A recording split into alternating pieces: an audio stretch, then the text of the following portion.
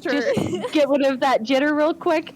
Literally, we were just talking in character about how babies were made. Yeah. And it evolved. What it means to be horny. It evolved into bear mating season. Teens, what do you do? This is normal teenager talk. Yeah. God, yeah. I mean, 2 of our characters. Especially summer camp. This is. Oh my god, is this summer camp? Is this summer camp? One time at band camp. That one time at band camp. Is this just rich kid band camp? Is this just rich kid summer camp? Oh, and the campaign now. Rocks fall, everyone dies.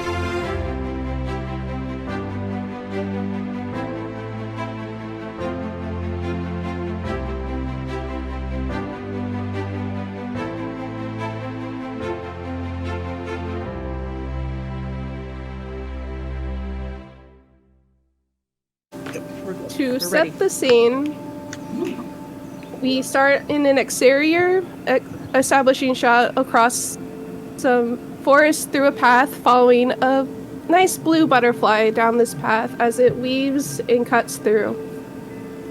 As it approaches this giant building of royal stature, there's ivy growing up the pillars, and there's students running around, rushing their way to classes, some spilling their notes, others you can hear playing music in the background as this butterfly floats across a classroom. And in this classroom, we see 2 sea elves chatting about discussing the plans of the future. One is a much younger boy who, with this light blue skin and a little bit of spiky hair, talking to a much older woman. And Tasha, if you can tell us what your character looks like. All right. So Aurora is a hold on. Grabbing picture because brain fart. Not great.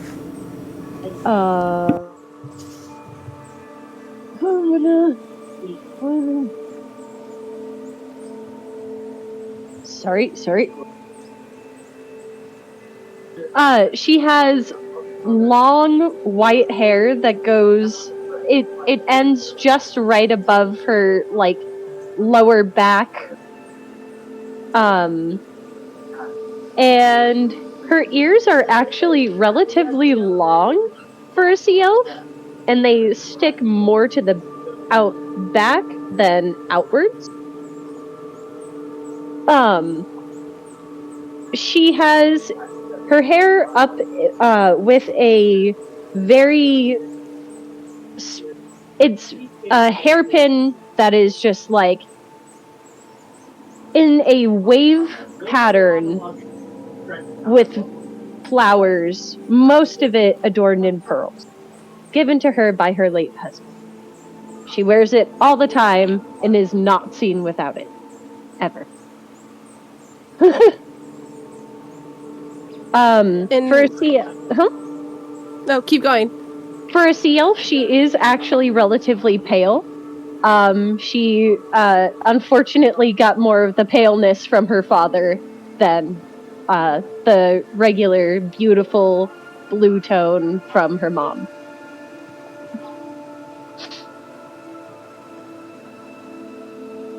And the young man talking to you, you would know this to be your son, Thurvin. Mm-hmm. As he's ruffling through papers on your desk, trying to get everything organized, he speaks up. Mama, do you have everything you need for the trip? Yes, I should. Or should we soon? I remember correctly. Unless he's meeting us elsewhere. I believe he's talking to Grandma right now, but the carriage is due to leave later tonight, and I'm just worried you don't have everything you might need. You're going away for so long. Oh, you sweet boy. I appreciate you. She'll walk up and just lightly pinch his cheeks. I'm going to miss you. Mom, not at the school. Nobody else can see you. We have a reputation to uphold here, though.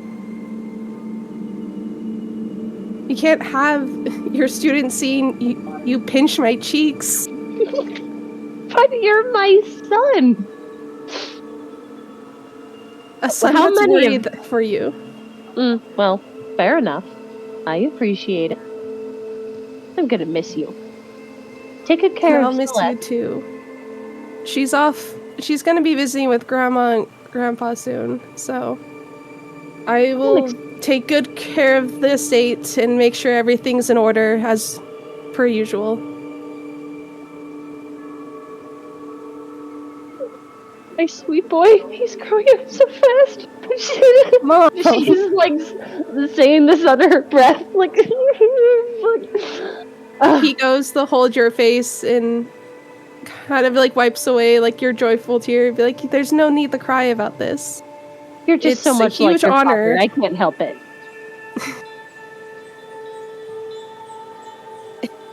If only he could see us now.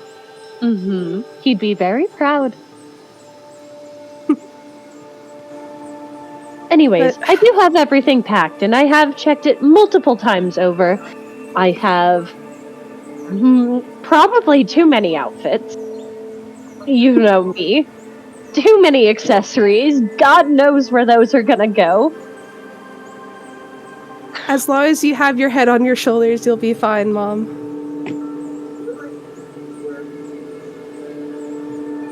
Yeah, no, that's pretty secure. I do have one request for you while you were gone. What's that? And of course, well, Celeste is getting older, and it's getting close to that time that she might possibly be needing a suitor sooner or later. You are absolutely right. Oh, but have you heard her latest tirade? It's not the most realistic one, I'm afraid. No, it's not. A prince riding a unicorn. Oh, wow, he sounds lovely and like a total attainable goal. Which is why I go back to my request. This is a huge opportunity going on this tour. And if you're able to, possibly you can scope out some nice young men for her that will treat her well and aren't riding imaginary creatures.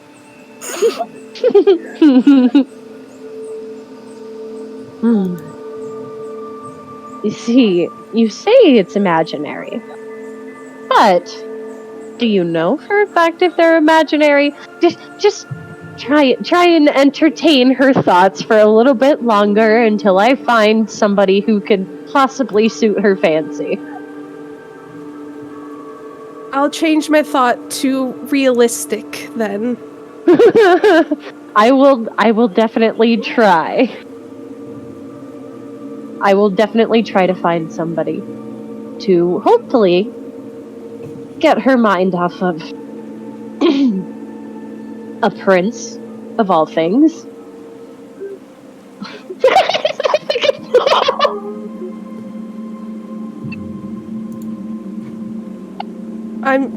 You're always a good judge of characters, so I have no doubt that you'll find one.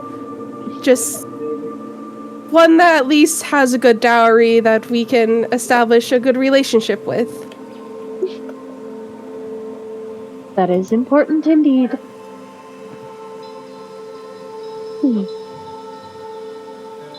You've given me lots to think about, my good boy. Pat, pat. Instead of a pinch on the cheeks. What? I can't pinch your cheeks. I can't pat your head. You're lucky I'm not ruffling that beautiful hair of yours. I spent too much time on it. Please do not. Exactly. Maybe you could find a suitor too. Boop. Once I know that you and Celeste are taken care of, then I can worry about myself. You're a sweet, sweet boy. My goodness. Silas would be so proud of you. All right. I must get out of here and make sure that Nova doesn't need anything else. Do you need anything before I don't believe so, but let me at least walk you to the carriage. And he puts out his hand to escort you there. And she'll take his hand and just be like, pat, pat. Pat hand. Mom. And he will start to walk you through the halls towards the carriage. And here we'll see the camera follow you as you turn a corner and then continuing weaving, bobbing in and out between other students rushing to their classes until we get to the office of Nova. As we've established, this is Aurora's mother, and she is sitting at her desk looking out across her papers, flipping through a file, and on the other side of the desk we see another person. Dusty, if you can describe your character.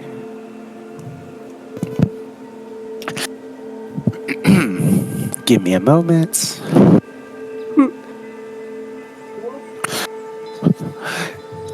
You see a young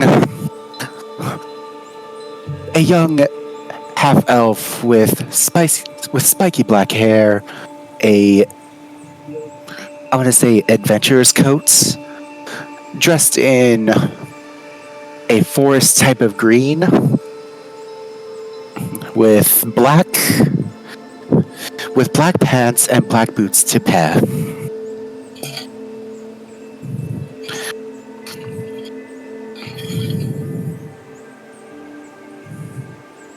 And we see Nova flipping through papers as she doesn't actually look at you, but she addresses you. Do you have your assignments ready? I believe so. Let me double check. Just looking through his bag. Yeah, they all seem to be there. And you've coordinated with all your professors that you will be gone. I sure have. Alright. Very good. And how do you feel about your position in all of this? Considering that this is the first tour I will ever be on, I honestly, Miss Nova, I am very nervous. When you say nervous, she puts down the file. Nerves are normal for a performer, but you are doing much more than just a normal performance here, Forrest.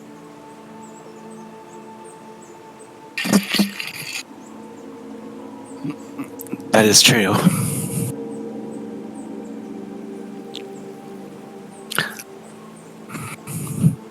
You I understand that not just our eyes of this institute will be on you, but the eyes of the common folk and high society will be staring down upon you. I understand that. I intend to prove everyone wrong about how they see performers. I won't let history repeat itself. Very good, as you will be writing history of your own this tour. It's not normal for just anyone to be accepted into this, let alone someone without much of a status.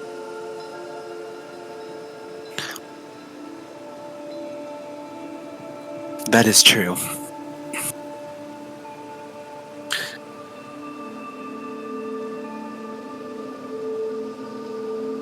Do you have any requests of me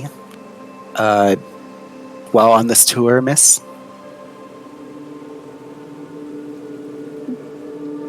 You have the greater responsibility than most other people, for your name is not the only one on the line as you are parading around with the others. My own family's name is on the line.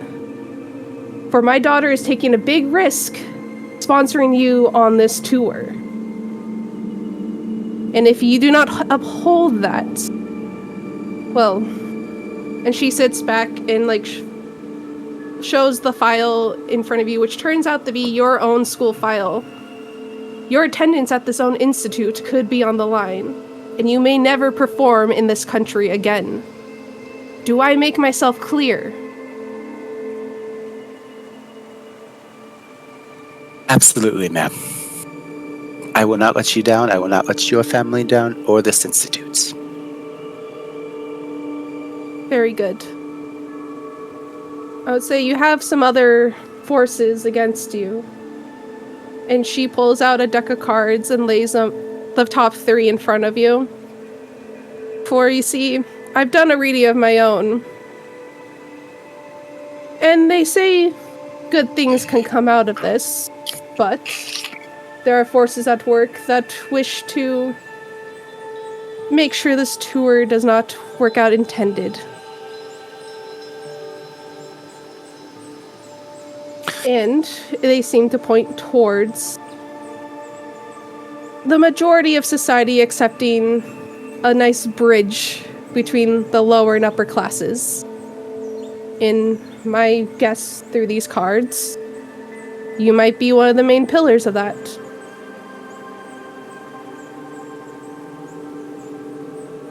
I intend to be a strong pillar that leads to a brighter future for the entire country. Good boy. Well, I've seemed to have taken enough of your time, and I hope you wouldn't keep my dear daughter waiting too long. So, and she gestures out, and the door of her office swings open. If you can hurry, please. Absolutely.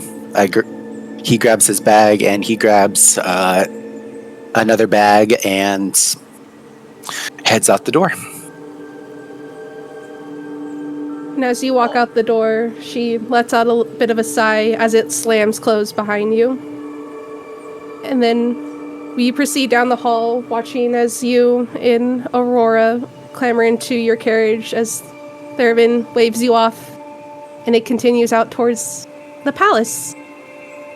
There we will follow the carriage, watching above as it weaves throughout the forest, and as it is traveling, camera shot wise, it will pass under a tree and the carriage would transform into a different one, where then the camera would slowly come down and look through the window, and there we see 2 Eldraine elves sitting inside, one with a very big pompous hat and a big feather, flipping through a small book as he's just reading, simple and sound, while sitting across for him is another Eldraine elf. Zoe, can you describe your character, please? So, my character, she has very beautiful, icy blue hair that goes down And as it goes further down, it changes into a white, almost as white as her skin is. Her eyes, the sclera, are like ice itself, with pure white pupils. And irises. She wears very simple yet elegant clothing, just a simple white top and a classy, but not too much, blue skirt that matches in with the blues of her hair. She would definitely be reading a book as well. Just minding her own business, hoping that no strange topics are brought up that she really doesn't want to think about. I'm gonna make a little change to it. Is you've actually fallen asleep while reading on this little journey. That works even better. You've dozed off, and of course your little dragon is on your lap, just kind of chilling out. But mouse, where'd you go? There it is.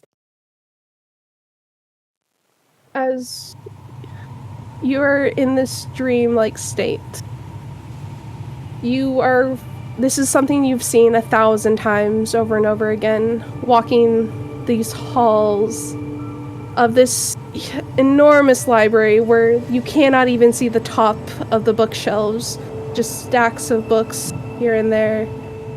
Some halls already visited and transcribed that you remember.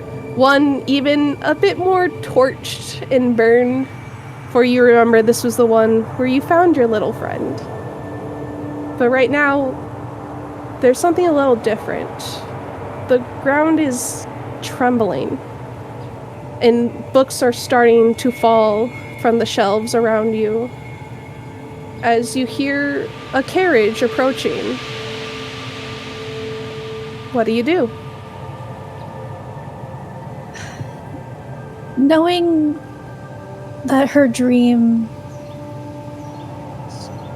can take real life effects, she's going to try and look around to see if she can find a source. Perhaps it leads to an exit. The sound seems to be getting louder from a new corridor that you haven't really quite explored before, and there seems to be a brighter light coming from the end of it. A small speck for now, but slowly growing as it gets closer and the sounds get louder. And you hear close to a voice coming down it that just says, "Follow. Come."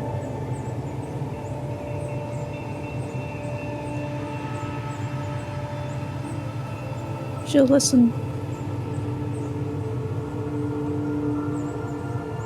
As you get closer, you see a carriage that you do recognize. This is your family's carriage with its ever-changing glimmer to this, almost ethereal in a way. And you see inside what looks to be your mentor, but he's not quite normal. He seems to be made out of almost like a marble statue, sitting and waiting.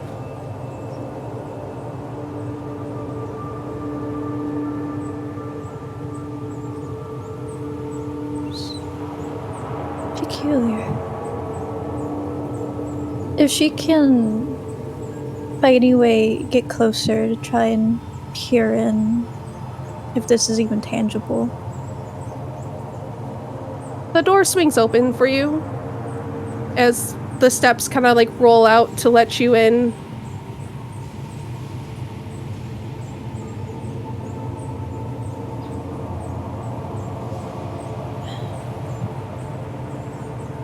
She'll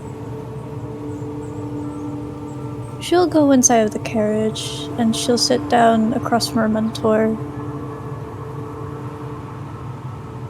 Just observing, seeing if there's anything strange. Anything new. Still sitting as a statue. The only thing, now that you're inside, you can see there's tears of gold planted on his cheek and kind of forming at his eyes. Her brows furrow a little bit. She'll go and she'll, using her thumb, try and wipe away the tears. They come away easily as the residue kind of like sticks to your fingers a little. And then you hear that voice again, but this time from outside the carriage. Are you ready to depart?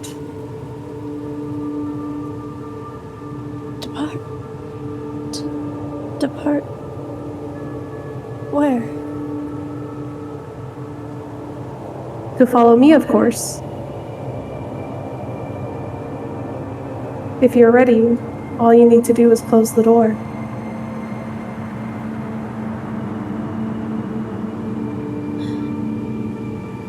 Does she recognize this voice at all, by any chance?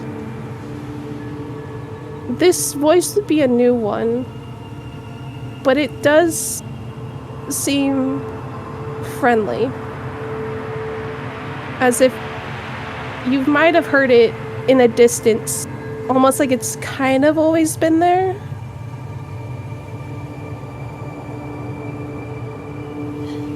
Alright. And she will close the carriage door, still a little bit unnerved that her mentor is marble and was crying. As soon as you close the door, the carriage begins to turn and pull again as the curtain to the front opens. And you see no one is driving this carriage, but it is being pulled by this glowing white light with huge antlers barreling through and leaving your very familiar library. And as you are looking at it, it turns its head to you.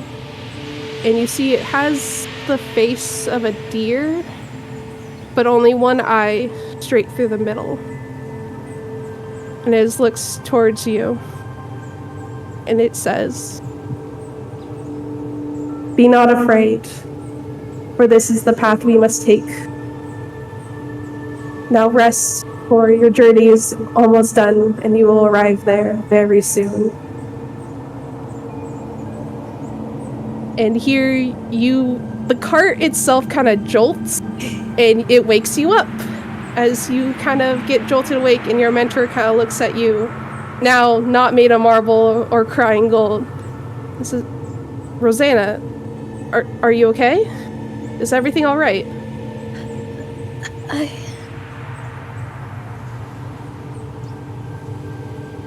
She'll instantly look down at her hand to see if anything had changed about it. If perhaps the gold residue at all came back with her. Your thumb that you wiped it away with, that nail looks kind of a bit more goldish, but nothing else.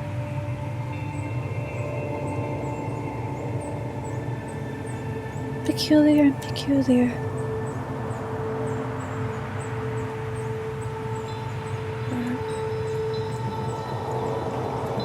Well, Oh, Lauren. if everything... What's wrong?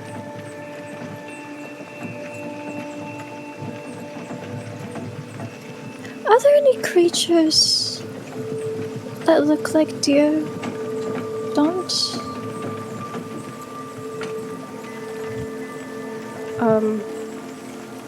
Well, not that I know of, but a deer is the main symbol of the country, so I would assume that means we're on the right track.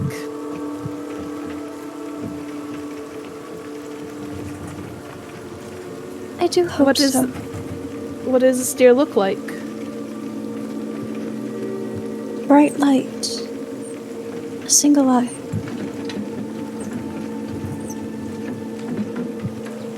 Well, if anything, that seems like our symbol at the very least, which means it's a good sign, I would say.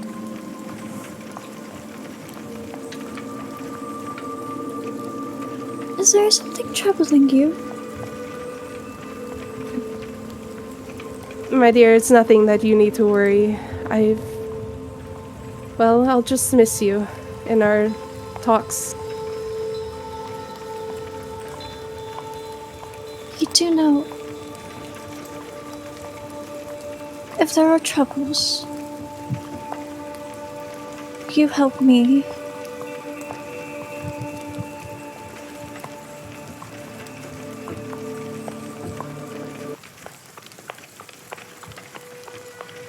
I just feel like there might be a bit more. Well, I don't know anything of that sort. But this is no time to feel sad. And besides, I've gotten you a bit of a departing gift that hopefully help you with your dreams. And he pulls out a little music box as he goes to turn it. And it begins to play this lovely little tune for you. I hope, well, I know you've been struggling with your dreams a bit recently, and since I will not be around to help you and sit by your bedside, I hope that this will comfort you and your time away. Thank you. Do I really have to go? I'm afraid so, my dear. You see, the Overseer thinks that you've spent too much time with just us and the others, and that possibly a new perspective in a new surrounding will help.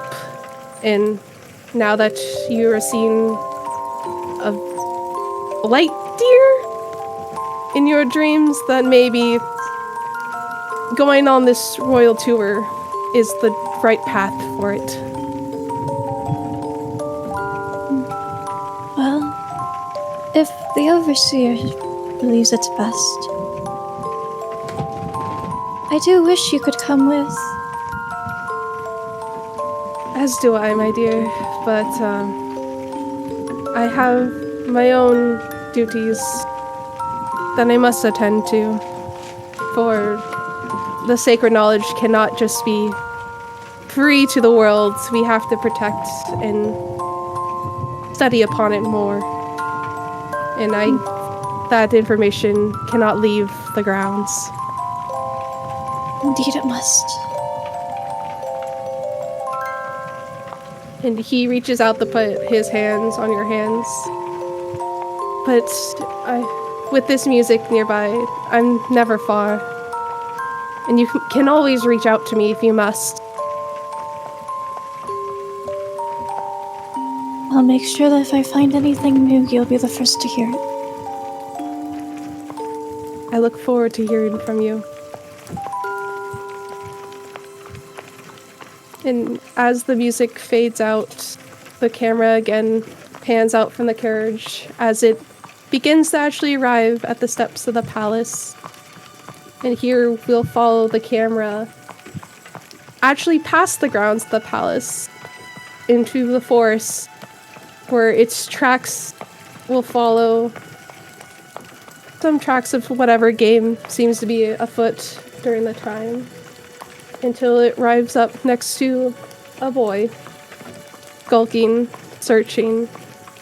Harold, will you please describe your character?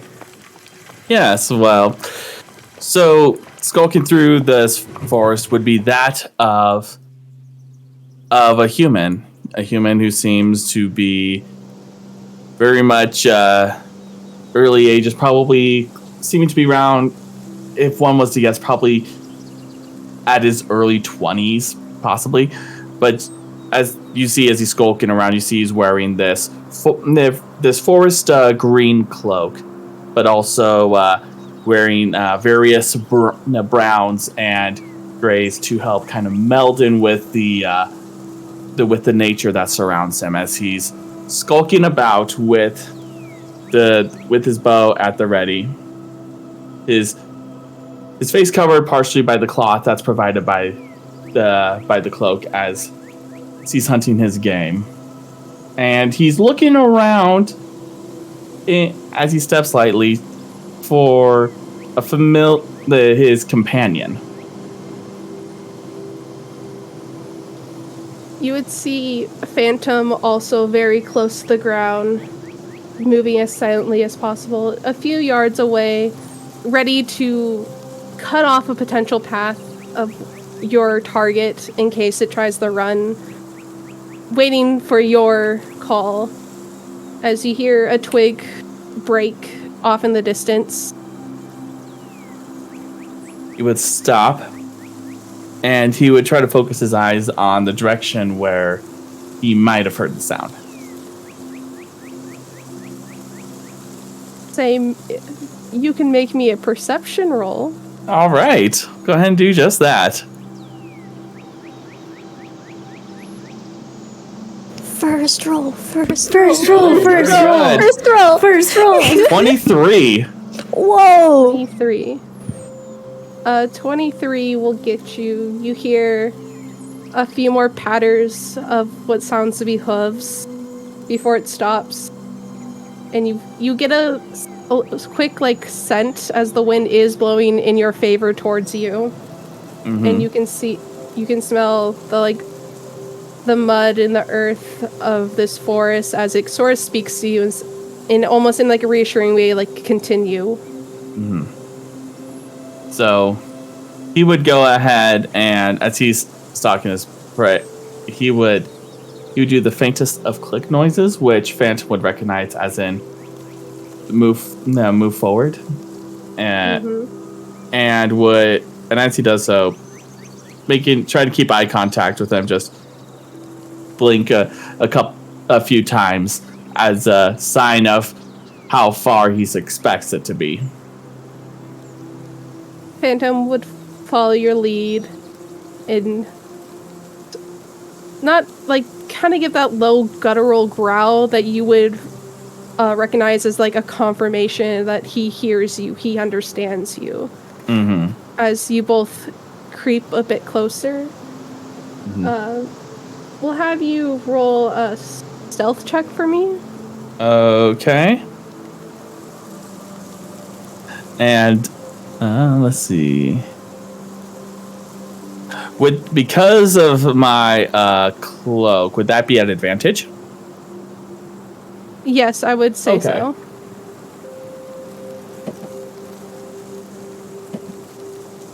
Okay. 21. You know this forest like the back of your hand. You've grown up and trained here so much that you know mm-hmm. just how light of a step it needs. You can see every twig in the way that could give you away. And as you come into this clearing, you see a fawn and a buck, both just sort of circling each other, sort of sizing each other up and getting a feel of the other.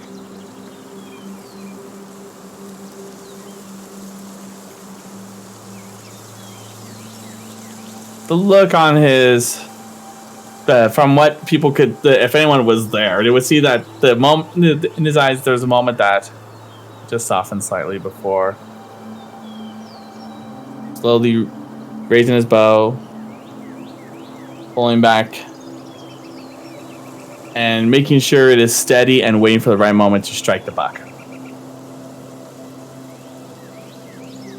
They continue the circle a bit before they get a little bit closer. The buck looks to be crossing the side that's closer to you. as he kind of like pushes its head along the deer's, just kind of grazing against him. Before both of them sort of like sit up a little in alert, looking about the grove. Before again going back into more or less this cute meeting of animals. And once he gets that clear shot for the buck, he'll release the arrow. You've done this 1,000 times. I don't even need you. As your arrow strikes this buck, as it lets out a wail of pain, and the deer starts to run off, and you see Phantom kind of like look at you like, do you want me to go after that one? Just he points at the buck, and points, focus on that one. So then Phantom would jump into the clearing and sort of stalk up to it and prepare to pounce on it if the one arrow was not enough, as it starts keep reeling in pain and getting ready to run. So then Phantom jumps for its legs, and you hear the crunch of the bone as he bites into it. Before the buck kind of falls to its side, and its heavy breathing continues as it knows it is done. It has nowhere else it can run. So, as that happens, he's going to walk right up, standing upright. And as he does so, he's going to lower the mask as he pulls out his hunting dagger, and as he does so, he would bring it. He would bring it to its neck as he says,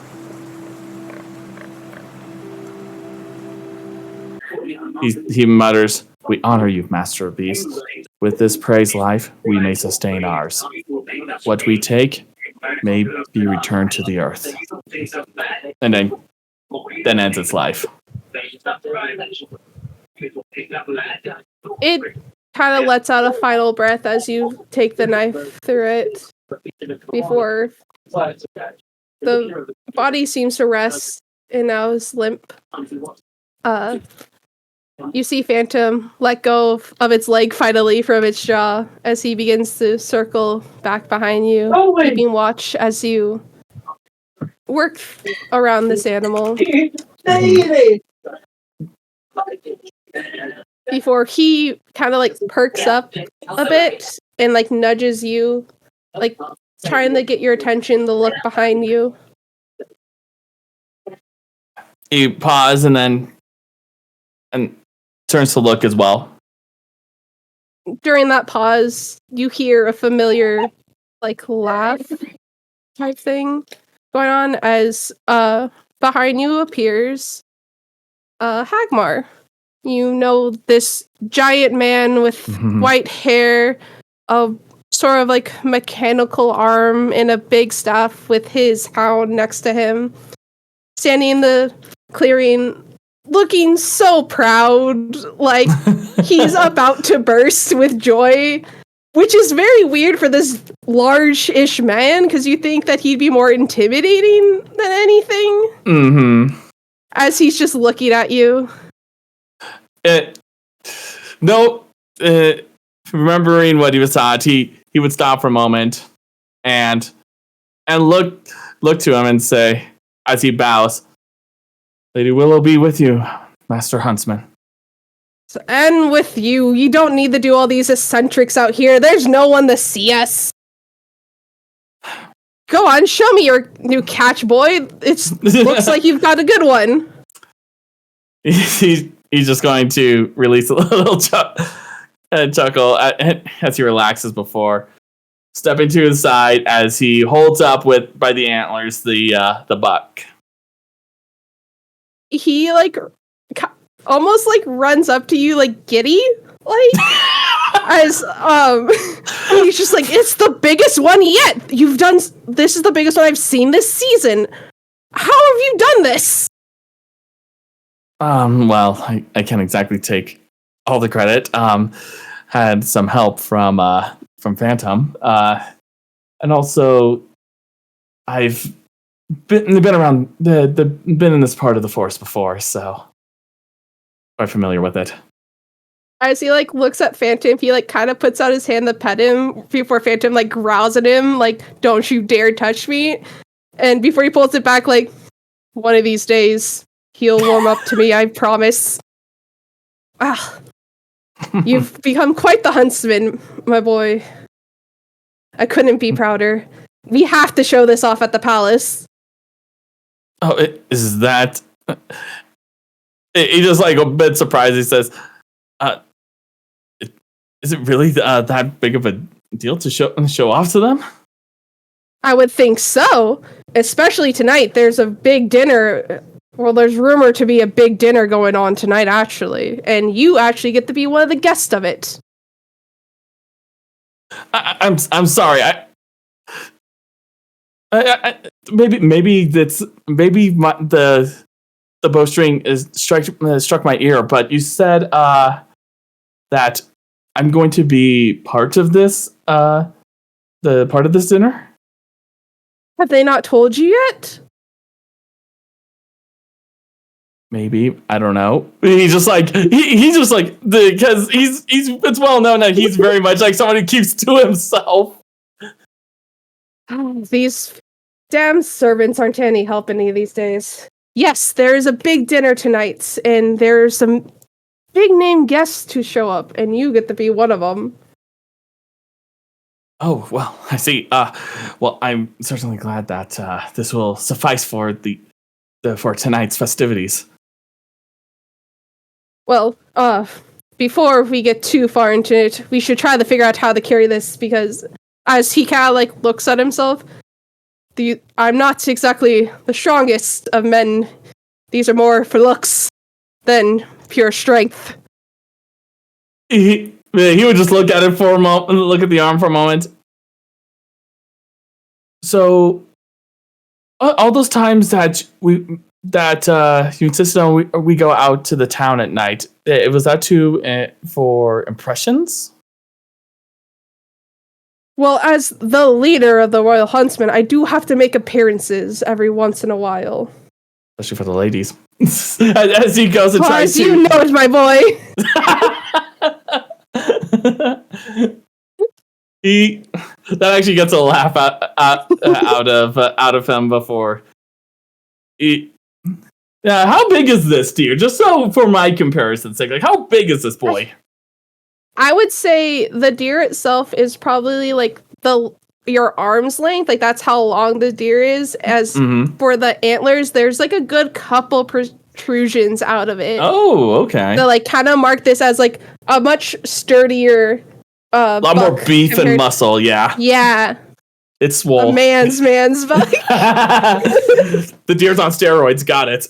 Oh God. So he's just thinking, okay, well, let's see. And he's going to try to first string it up just like how he normally does with carrying it.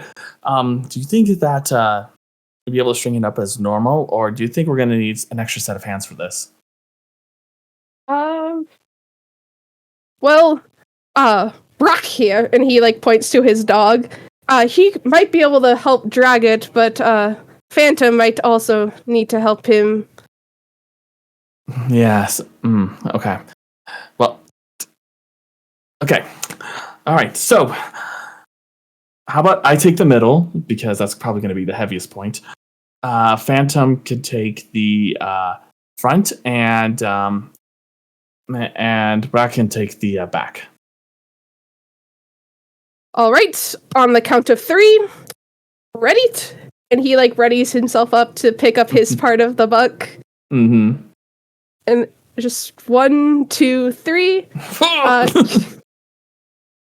Can I have you make a strength check? Sure. Agmar is also going to do this. I will tell you now, he has a -1 to strength. Oh no. He is not strong. I have 0, so that's not any better. Oh no. 2. It's fine. It's fine. He rolled a 13, so it's a 12. I'll say that's enough with the help of your pets. With your guys' companions also helping. I'll say that's enough, but it will take you a little bit longer to walk this back to the palace. But you guys begin to make your way. All right. And as you're going, he says, has no one told you why you're doing this? Or what this dinner is celebration for? I'm not exactly one to stick my nose into things that I don't need to know about. My boy, you're going on the Nymphaeaceae Tour. You are one of the royals that gets the parade around. As he's carrying it, he's suddenly just like nearly drops it in surprise. Just like Tripping over a rock or some shit. It's like, wait, really? I thought I was told the queen told you about this already. Yes, you will be parading about because, well, he kind of like sets down the deer for a second to fully turn to you, full height, chest up. The easiest way I can put this, I am your sponsor for this tour, and, you are to actually inherit the Royal Huntsman someday, and, she hopes that you can win the favor of the others as well. Oh, wow. I didn't even know the Royal Huntsmen actually go on these tours at all. Not normally, but because you are someone that the rest of the country has not seen a ton of, she thought it would be a good idea for you to make your presence known, and, I couldn't have picked a better candidate myself. And if anything, this buck shows true promise. You truly honor me with this. I thank you. It's no honor. You're the closest thing I've had to as one of my own since you've joined us, and it's the least I can do to repay you for that, and hopefully set you up for right in this life. Well, truthfully, all the service has been I see as my way of paying back for all that everyone here, not just the royal family, but you and the other fellow huntsmen have done for me since my stay. And I truly appreciate that. Well, your application to us was beyond others. Not anyone can just hide from us, and, you're the best hider we know. Yeah, I guess I am good at that. Good at being, not seen or heard. You'd be surprised how many people aren't like that. And he picks up his side of the buck end. We must hurry to prepare this, and you need to, I don't think this is what you should wear to dinner, frankly. It's you just see that it's covered. It's blood. He's just looking at the blood-stained outfit, and he's like, yeah, like the blood from the buck is like kind of dripping on your shoulders as you're carrying it. Yeah, so that you're right. Might actually have to wear that outfit for once. It looks good on you, my lad. The ladies will love it. As he turns back and starts to keep walking. He's just part of him just a bit flustered at that, just oh god, the tension, it's gonna be on me, crap! As he follows along. Yes. And we will continue, guys, going up towards the palace as you guys kind of go around the back to your royal huntsman. What's the duties. word I'm looking for? Duties, sure. But as you pass a window, we see another person walk past it. Another sort of elf, as we see. Paulia, can you describe your character? All right. So, it's a young Shaderkai, appears to be the human equivalent of their very early 20s. Light gray skin with piercing blue eyes. The most shocking thing about this young person, though, is the fact that despite being a Shaderkai, they have very, very pale pink hair. That even though she has part of it shaved, and though the roots of that is pink as well, so it's her natural hair color. She's wearing somewhat androgynous clothes, just a loose white shirt with some black leather pants. Around her neck is a choker that has a medallion of tides and stars on it. And she has several metal piercings and 2 ear cuffs on either one of her long pointed ears.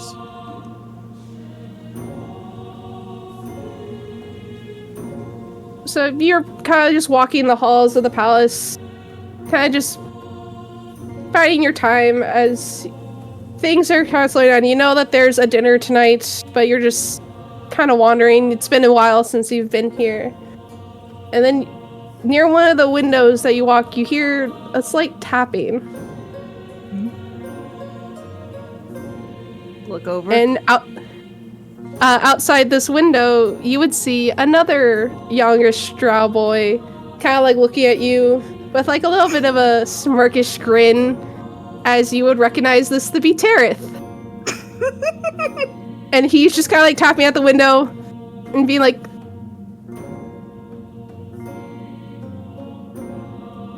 she's gonna look at him, obviously look at him, and then pretend to keep walking. Before she like turns back around and opens the window. you want to go on a bit of a ride? Yes! We'll grab Hootsuver, come on! And as you realize he is standing on the back of his giant bat that you know, as he begins to fly so fast up, really fucking high. Alright, she's gonna let out a very long whistle for Hootsuver. In kind of, not recklessly, but very aggressively flying through the halls, you see Hootsuver swoop up towards you, getting ready for you to mount him, but still coming in like kind of too fast for inside.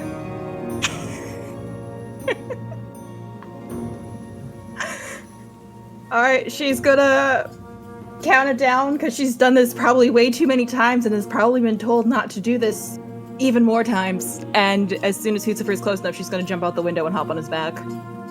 Make an athletics or acrobatics check for me, please.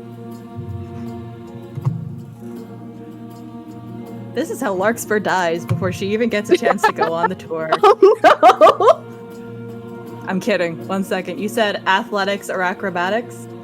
Yeah, depending if it's more just a sturdy jump or you doing like a cool trick onto it. Well, my athletics is -2, so I'm going with acrobatics. Alright, that is going to be a 16. Yeah, you kind of like jump and do like a flip and like roll onto Hootsuver's back as you swoosh out of the window, following Dearest up into the sky. You're racing to catch up with him because he's just climbing and climbing and climbing until eventually you reach the top and he's kind of swerving around and just kind of keeping the same level height for a while until he eventually turns the corner and is now facing towards you and just kind of leans on on Nightwing's head. You've been gone for quite some time. I was Don't busy. just shrug at me. Where have you been? Away. busy doing things. And you're back now because... Your mom asked me to be here? And I can't exactly say no to my aunt. Not only because she is my aunt, but because she is the queen of this nation. But did she tell you why? I assume it has something to do with the tour. He kind of like pats the back of on the head as he kind of gets giddy. It's like, ooh, I get to tell you this. Okay. And he kind of sits up. Well, as we know, your last mission did not go as planned. No, it didn't. Thanks for reminding me. Always. Mm-hmm. But this one is a little idea I came up with. And thanks to Mom's permission, we get to enact it. Wait, Well, what exactly do you have planned? Because last I heard with how the mission went down, there was literally nothing we could do. yes, but the problem with the last mission is that whatever or whoever attacked you might still be out there. But I think we can draw them out. Okay, and what do you have planned in that wonderful head of yours, Tareth? Well, if you go around parading throughout the country with everyone else on the tour, maybe they'll make themselves known again. And because you've already been on this tour once before, you know what to look out for and what's a bit unusual. I mean, you're not wrong. Exactly! So, you excited?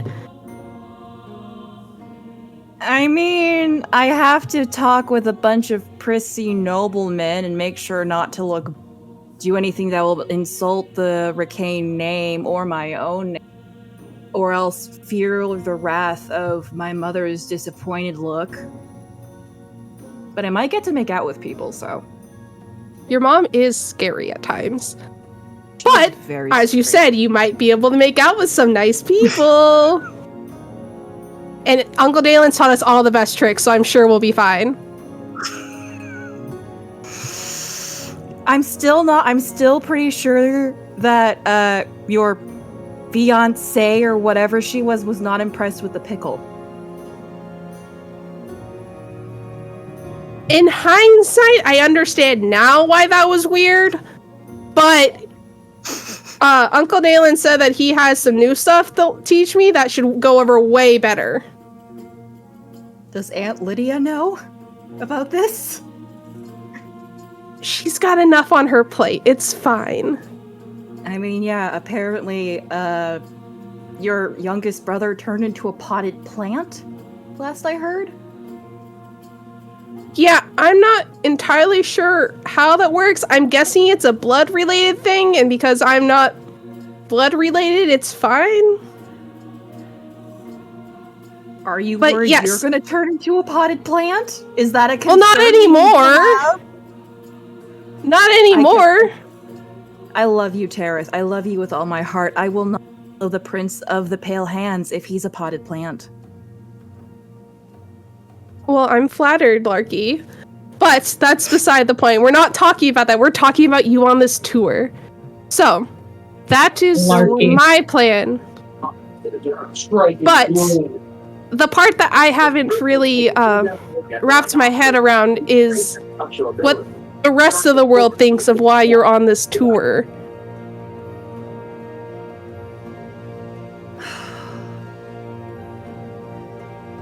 Well, I know part of the reason I'm on this tour is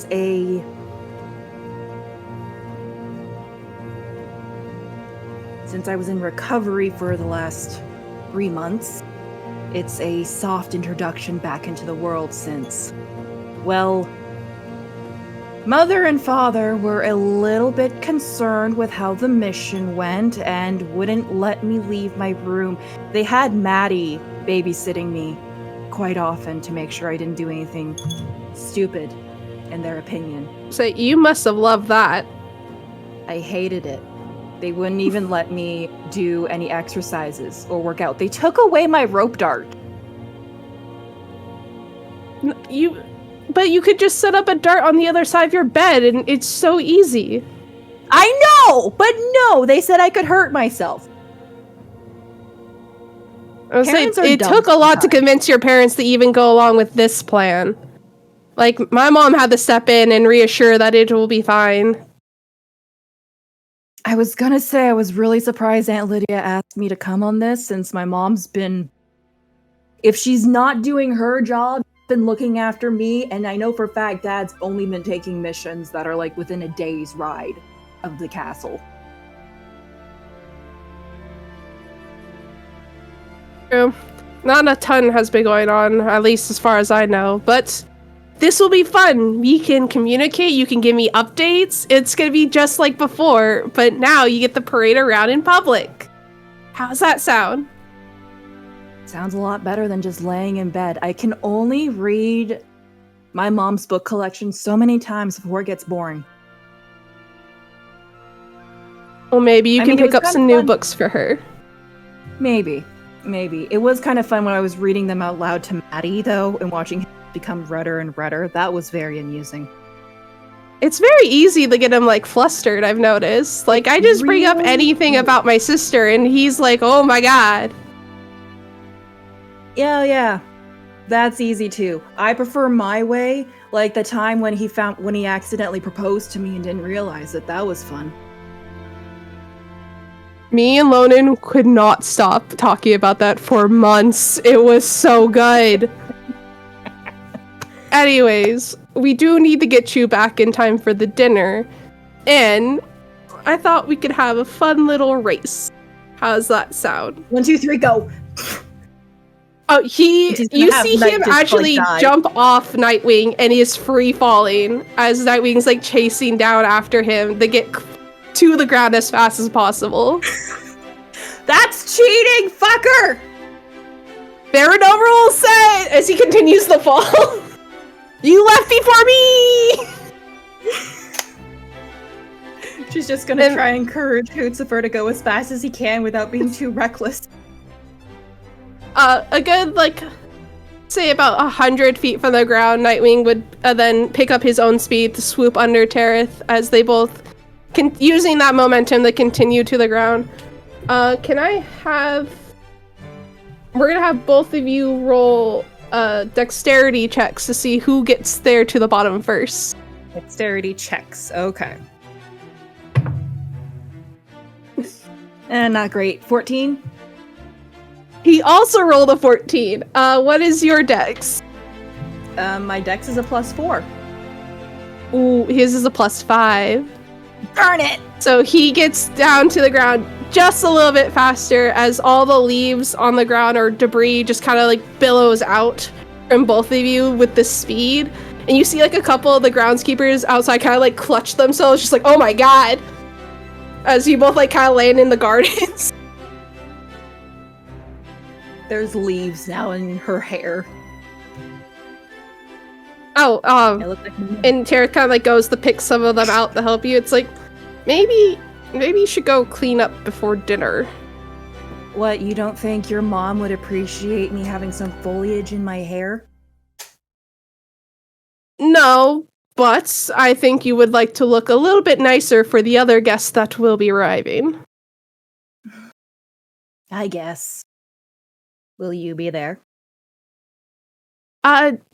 Sadly, no. I have been, commanded to go eat dinner in the gardens with some other members, for this is a bit more of a private dinner, and I'm not invited.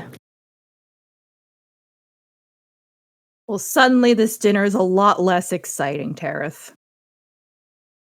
Oh, I'm sure you'll be captivated once you see the other guest on it, and he kind of like turns with a smirk on his face as he begins to like jaunt into the palace. She just like smiles and waits until she doesn't see him anymore before she gives Hootsifer like all the big scritches. Like, good boy, you did so well. He is on his back, just like panting, like, don't ever do this again, please. And like Nightwing's still also next to him. Like they're both just kind of like passed out. Like, we'll be here for a second. It's fine. She gives them both like all of the scritches. Like, you both did so well. You both did so well. Before she's like, all right, I gotta go make myself presentable and decide how I want to present myself, because gender. And she just like goes to her room. As we follow you going through the corridors, you pass by the grand doors of the teleportation room. As we swing those open, as you continue to walk past, and we see another elf with long white hair, kind of standing leaning against the wall, waiting. As one of the circles lights up, and we see another elf appear. Angie, can you describe your character? Certainly. So if you have ever seen The King of Azuria, you have definitely seen his daughter. She is very much a miniature version of Astraf Arcane, just with her mother's height. So long, dark hair that's basically black that shines almost like an inky blue in the sunlight. Ice chip blue eyes, pale skin tone. She is staying there still in actually her outfit that she has lived in for about 5 years, and it is all black and angular with like copper trims. She does have a black baldric harness of sorts, where there is definitely a holster for a spellbook and a basic sword on her hip, with like knee-high black boots, just all black. Her hair is tied up in like a half up, half down. Yeah, Wisteria Arcane. As you appear, you would see your brother Lonan standing there leaning against, as he like kind of kicks himself up as the light pops up. He just kind of smiles at you. Hey, Bug. This is the welcome party I get. The one and only. Come on, give your brother a hug as he like puts his arms out to you. No. You called me Bug. I'm not a bug. Yes, in a loving, endearing way. She will let out a sigh, and knowing that she is back home for the first time in like 5 years, will resign herself to give him a hug. But it's not willingly. He like hugs you and kind of like spins you around and be like, come on, you're finally home. Be a little happy. Oh, I am ecstatic. You being the first face I see, not so much.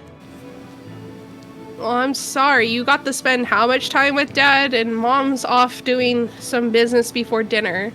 And I couldn't find anyone else in the palace, so I had to be here. Not to say I'm not excited to see you. I'm glad you're home. It doesn't sound it, Lonan. Well, are those all your bags you have? Because we can take them up to your room right now. Yes. As he like picks up some of your bags and begins to walk with you up towards your room.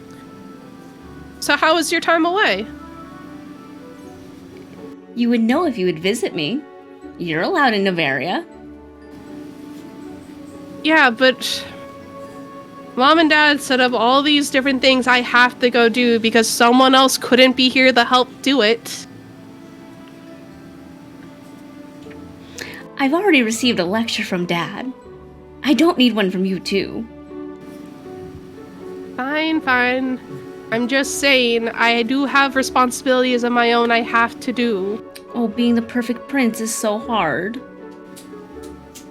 And being a problem princess is so easy. Exactly. We fill our roles perfectly.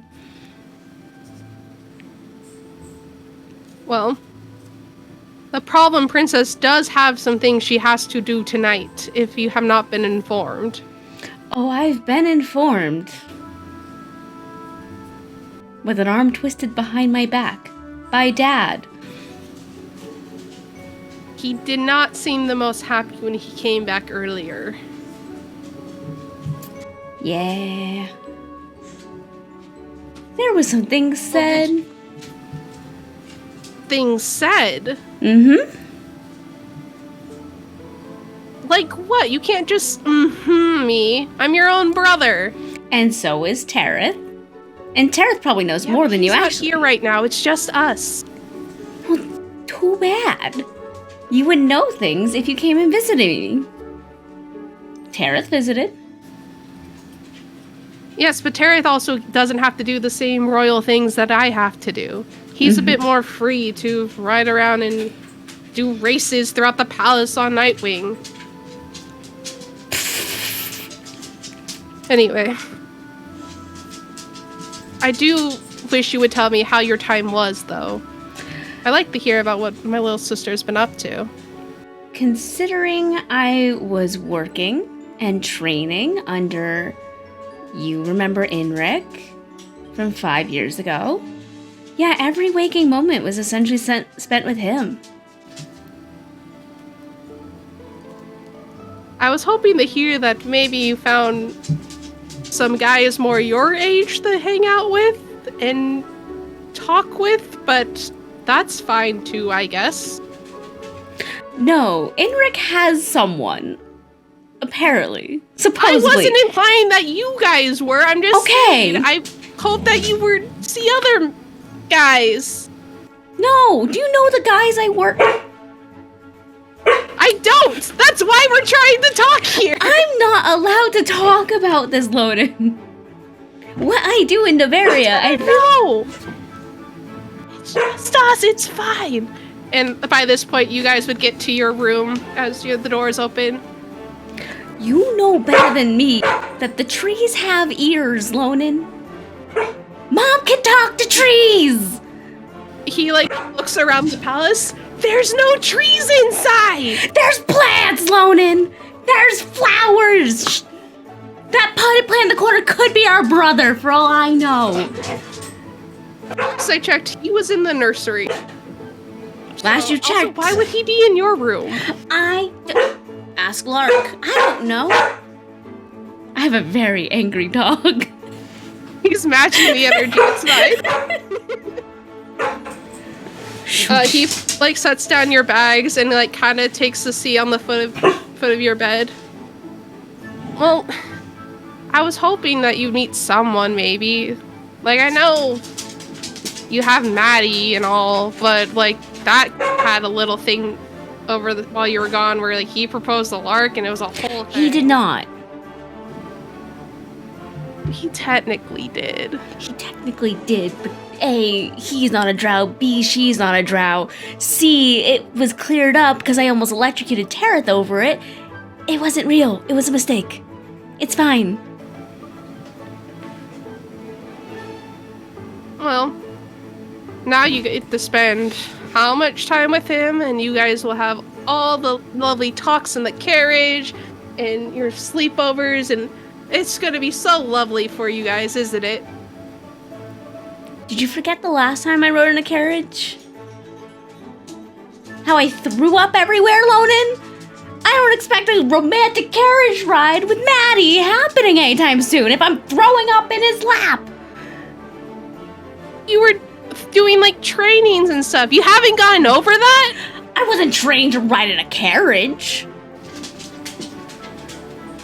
I was training to... I can't say! And he just kind of flops back on your bed. Well, either way, Mom says you have to dress nice for this dinner because there's other guests showing up. And it's a bit more private, and I won't be there, sadly, to see all of this go down. You can't tell me Mom's gonna make me change. He lay on the back on his back, so he raises a fear. As order of the queen, she's made this decree that you have to dress nice. As far as I'm concerned, black hides the blood, and I am clean. I haven't slept in 24 hours. Blood, he sits up, be like, blood? Sword, Lonen. I'm doing things in Nymphaeaceae. Yes, but never never mentioned blood before. What do you think I am doing in Nymphaeaceae? I mean, the general rumor is that it's been a...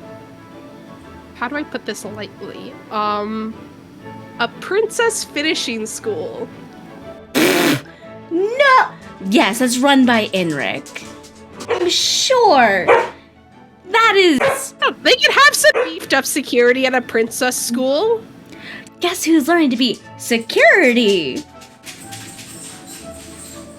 And like you see like the light bulb like kind of goes off and he's like, oh, okay.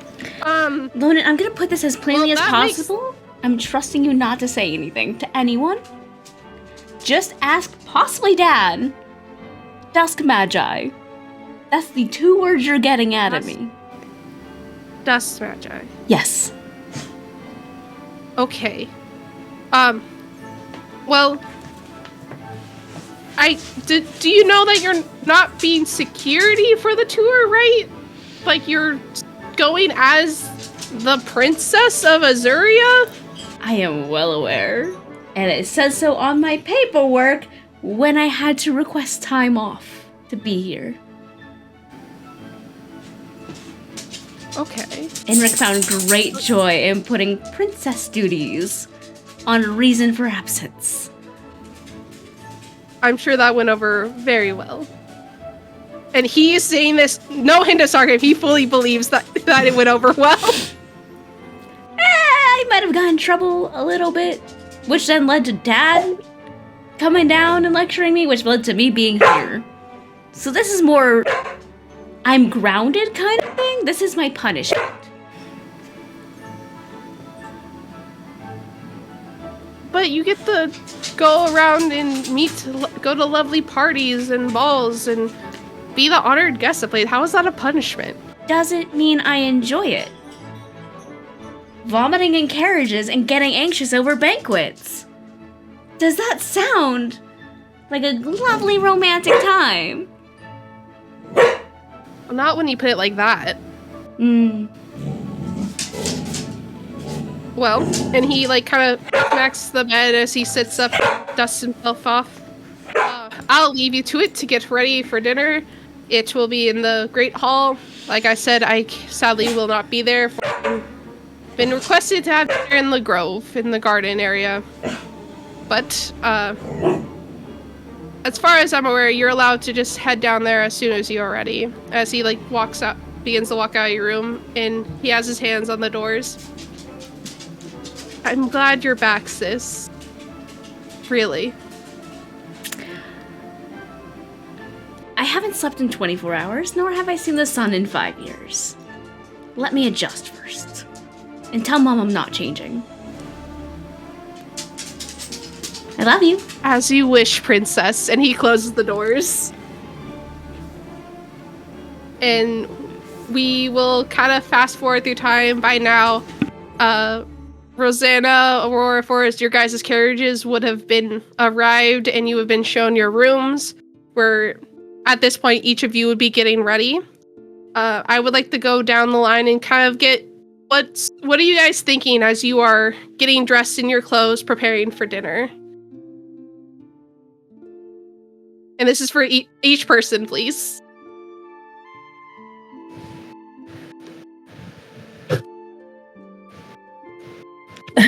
Aurora, there you go. I'm sorry. Aurora right now is like,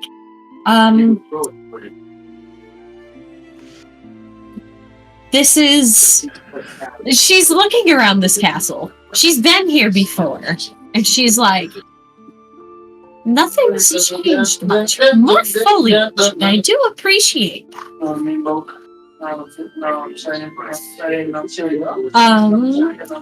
And as she was being like guided to her room, she was like people watching.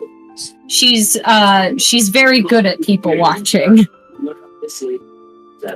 Hold on. You would see the servants sort of running around, making sure everything looks nice. You would see some of them carrying vases of flowers into the dining hall area, while others are getting paperwork ready and the carriages ready that, when you arrive, there was one outside getting pampered, and some of the servants are also carrying around big plates of food and chairs as they're taking them outside to the garden area. So much hustle and bustle. And in her mind, she's like, you know, it's been a while since I've been fussed over somebody that isn't my son.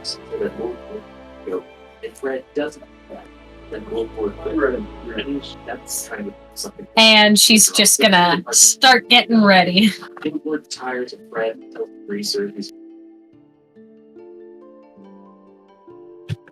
Okay, class.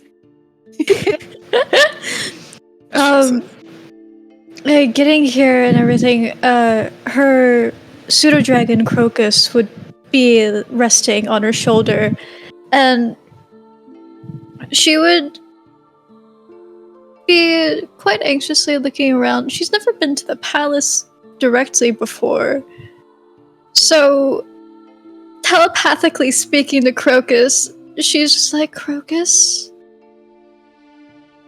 we are definitely much bigger playing grounds. He would be sort of on your shoulder and just like nuzzle up to your cheek assuringly. Oh, we are definitely not meant to be here. It's usually...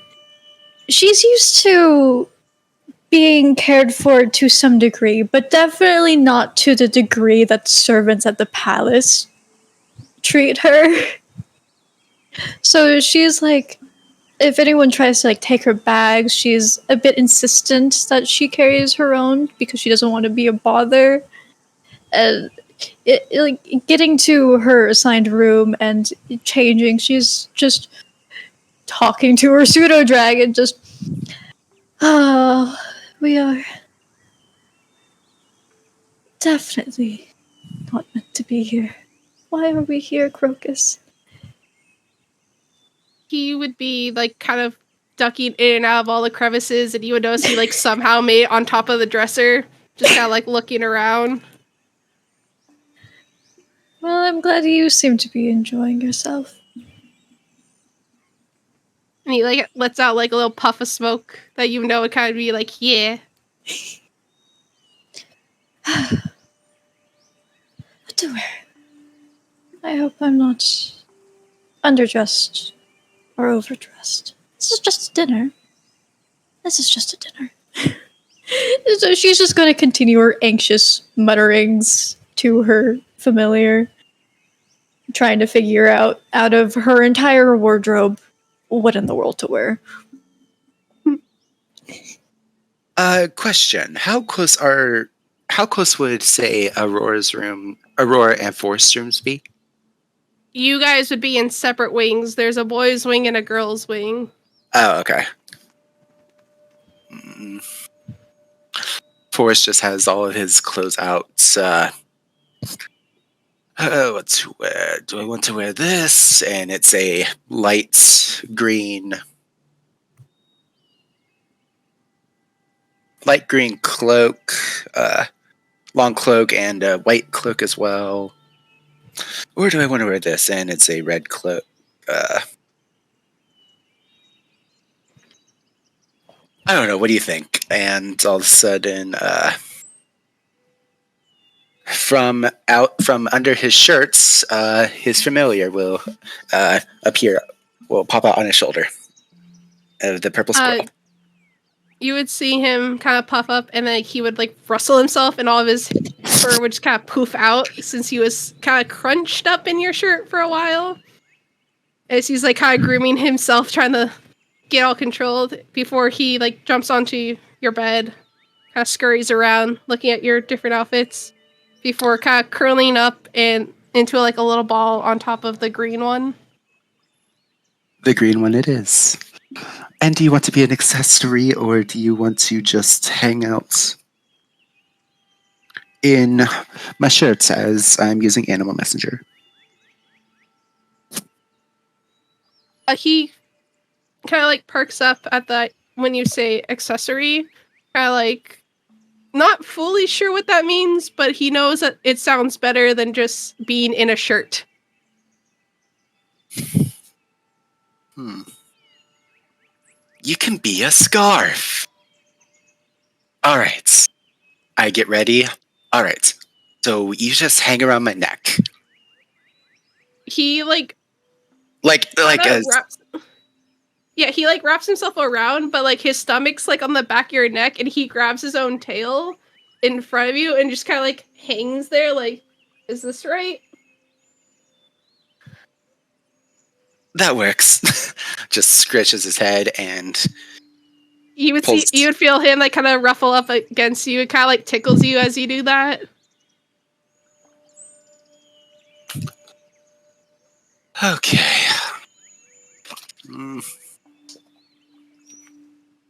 This palace is a lot bigger than the stories I've heard. He kind of like nods, like knowing that he doesn't really understand what you're saying at the moment, but knows that you just need some reassurance. Still And- flopped. Yep, and I will just... That is my outfit, and I am ready. I will head out. Okay. Lark is feeling a bit more on the masculine side, so is wearing a bit more of a masculine outfit of similar long-sleeved white shirt with a nice vest and matching pants and loafers. They pull their hair up into a bun to show off the full extent of their undercut, which on the back has some intricate designs of stars. They're just thinking they're a bit anxious because this is the first time they're going to be around people in about 3 months. And Tareth's not going to be there, apparently, so that already this dinner sounds like it's going to suck. And most likely her aunt's going to be there, which she has mixed feelings about. Because that means her uncle might be there, and she's not sure if he, wants to see her right now with how the last mission went. So, yeah. They, make sure that their sleeve goes down the length of their arms. With the little, sleeve things, collar cuffs, the cuffy things. Cufflinks, thank you. The cufflinks and the only feminine thing on them seems to be the choker that hides a star pendant on it that they readjust slightly before saying good enough and walks towards the dining room. So, for Matthias, in his room, so if anyone is passing by, they would hear a pair of the voices or noises, whatever you want to say, as you hear the phantom growling, while you hear the shouts of Matthias. And Matthias himself is already wearing the outfit that's kind of mostly what servants would wear, which is like a dark attire with the tailed coat. But he would also have a silver cravat that kind of makes it a little bit unique. But you just hear him. He says, "I mean, come on, Phantom! It's not that big of a deal. All you have to do is just wear this collar. That's all you need to wear." Phantom is giving you the most stink eye of a look. Be like, if you put that on me, I swear to God. Look, at least you're not having to wear this. All right? And the fact that Her Highness has actually allowed you to be in this dinner as well. The least you can do is just wear this collar, and it's like one of those golden collars that just has like the jewel encrusted. It's not that bad. You only need to wear it for tonight. That's all I'm asking. He like kind of lays on your bed and like crosses his paws and just goes like does like a big humph sort of sound before like kind of putting his head down like fine.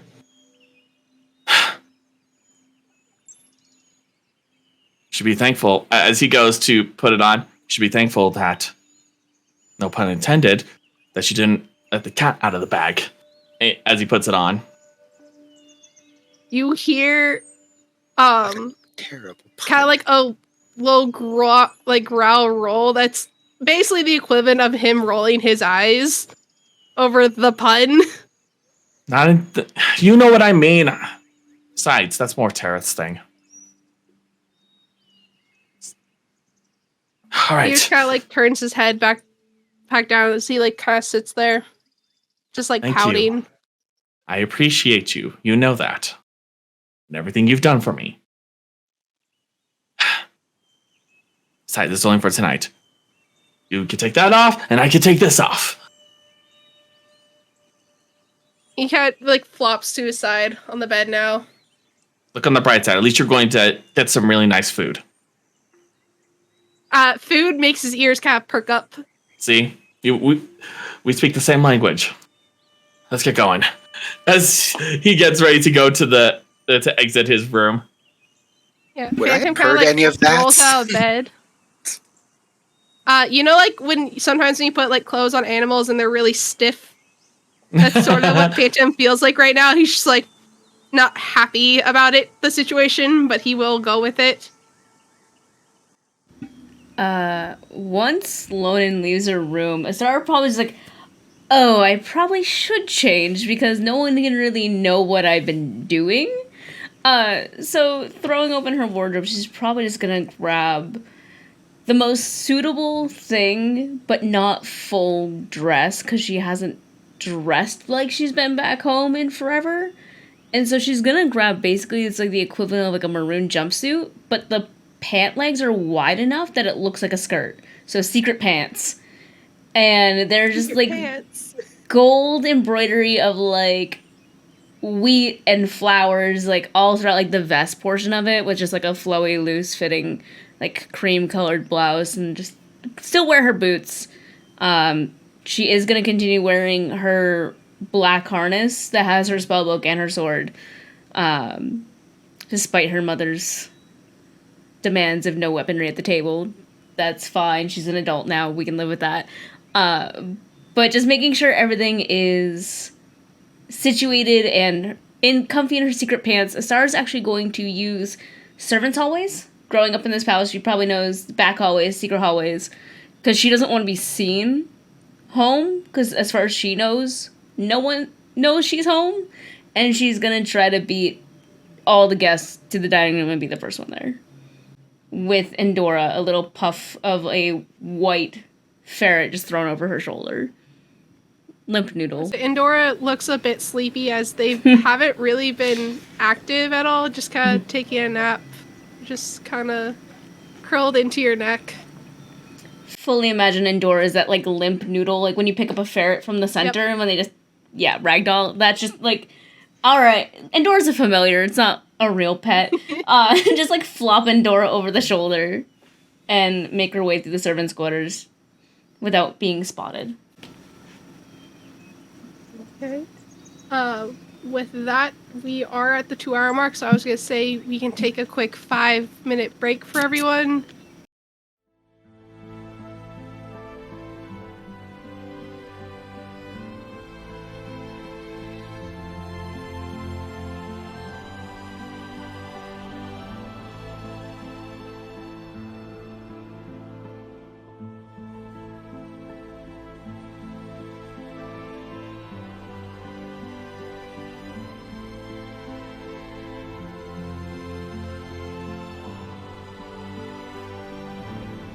Back.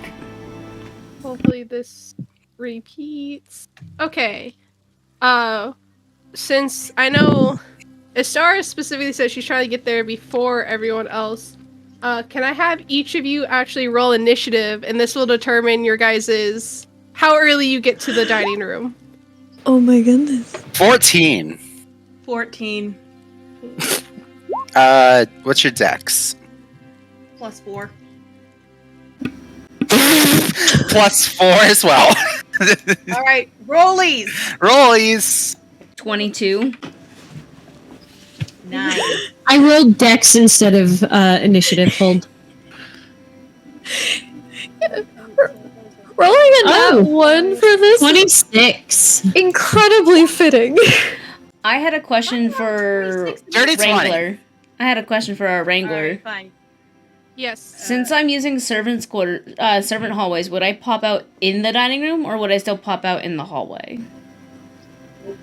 You would probably pop in the dining room. Okay.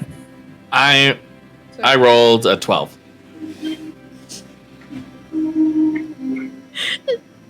And that one is so honey. is so Oh, Oh, Rosanna. sweet baby. she does not want to be here at all. It shows.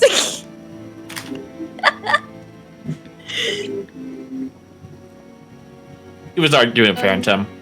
What did what'd you get again? I got 14, and so did Forrest. But we did rollies, it's Forrest then Larkspur.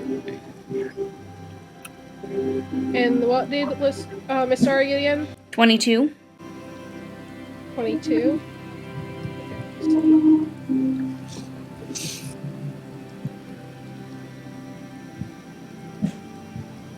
Okay. So this would actually mean Aurora, you arrive into the room first, and because of how high of a roll you got, you actually see the servants are still like setting it up, and they get a little panic seeing that you're here first. Be like, quickly, we gotta get this all ready, and they're scurrying even faster now. Would you like me to come back here in just a few minutes? I don't want to rush you. Oh, no, miss. As you see, like, one of them kind of steps forward to, like, sort of distract you as the others are still, like, hustling. Like, you arrive at your own time. We'll be out of here in just a second. I appreciate it, but is there anything I could do to help, at least? No, we have everything settled, actually. I can show you to your seat as he, like, gestures towards the seating arrangements. Very well. And, because you are the first one there, he actually, like, pulls out the chair for you to sit down.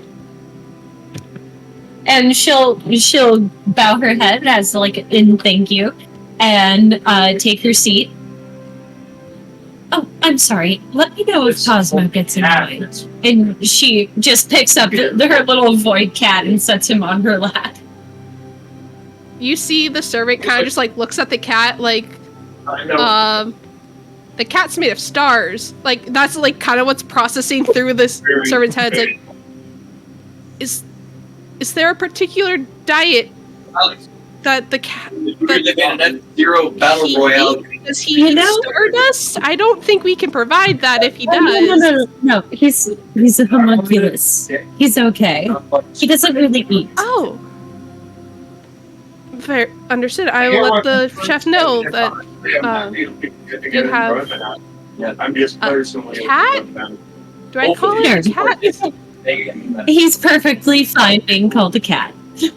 Okay. I will let them know very well. And as he's like saying this, the rest of the servants quickly get everything else situated before they start to leave. And of course, like, the servant talking to you again perks up. Everyone else should be arriving soon. If there is anything you need, please just holler out. I will be waiting right outside the door. Very well. Thank you very much. You have done a wonderful job. You and everyone else. He kind of blushes when you give him the compliment and gives a bow before leaving while you are sitting there. And then sort of like a panel of the wall kind of like creaks open. Like kind of slowly at first before like fully popping out. And then we see a star kind of like sneaking her way into the room. If you wish to fully sneak, you can roll a stealth check. Ooh, sure. Versus my passive perception? Yes.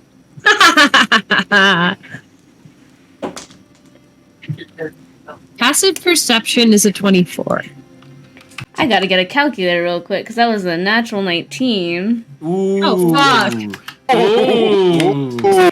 26. Oh. Damn! We're part Damn, rogue. girl. We're part rogue in this house, man. Astraf's daughter. Aurora's busy playing with Cosmo to notice. You just Cosmo's like stars and like are just kind of like I love it. swirling around as you play with him. And sorry, you would see from the angle of where the like servant's entrance is and like where Aurora's sitting. You don't see her fully, but you can tell someone is sitting down already. Okay. Astar's probably gonna confirm or like wait to make sure like she's not being spotted. From her vantage point, would she be able to tell where she is sitting? Is it her usual chair when she was home, or did she get assigned something else? It would be in her usual spot. Yes. But you would notice that this table it's set for a lot less number of people than you're used to. It's much more of like a private dinner, it would seem. Just taking note of the room as quietly as possible. She's just gonna like slip out of the panel, close it behind her, and just gently just take her seat and just sit there and unclip. Well, first she's gonna spin her harness so her sword is actually on her non-dominant side, just for peace reasons, and pull out her book and just gently flip through it while waiting. I would say when you like scooch your chair in, that's when Aurora, you would notice that someone else is in this room with you now. My apologies, dear. I would have greeted you if I had noticed. My apologies. Don't worry about it.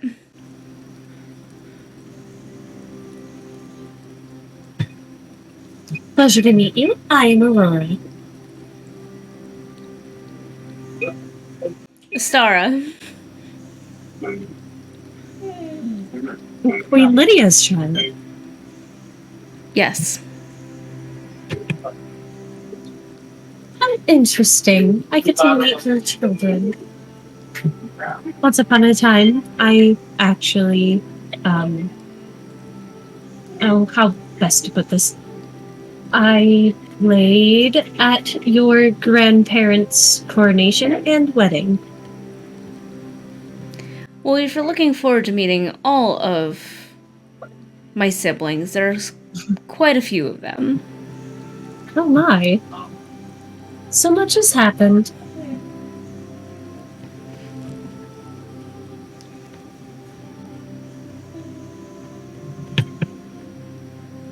It would be at this time, Forrest, you would sort of make your way through the main doors of the dining hall, and along this long hall, it's like a good 30 feet from the table.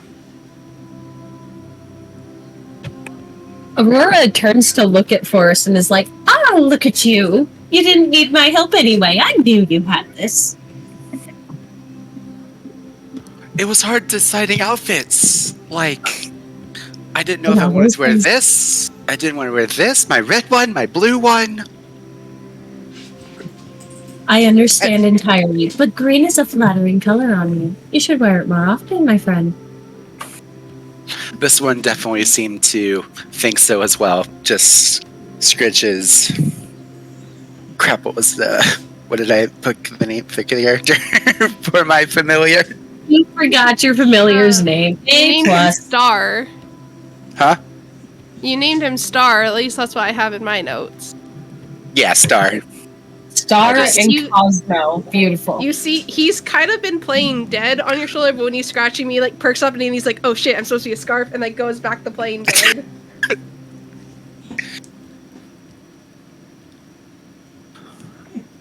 Oh, I see you have Cosmo. You brought Cosmo. What, you think he'd be okay just staying in the room? He'd tear the curtains. That's fair. I just walk to my seat, or try to find where my seat is. You would be seated next to Aurora. Not Aurora. Yeah, Aurora. I'm getting so mixed up on names. He's just been paying attention to Aurora that he totally... Then he realizes, oh, there's someone else in here. Oh, my apologies. The name's Forrest. I did not mean to ignore you. Do not worry about it at all.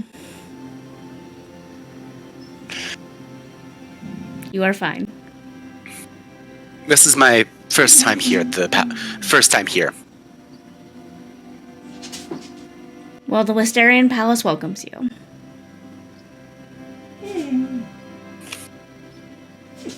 Thank you.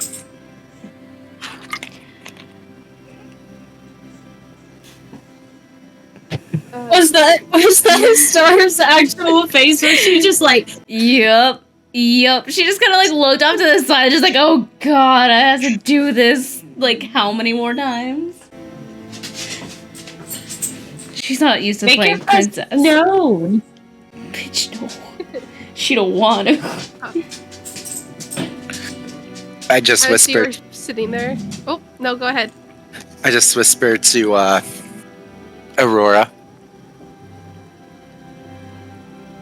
Is that one of Queen Lydia's children?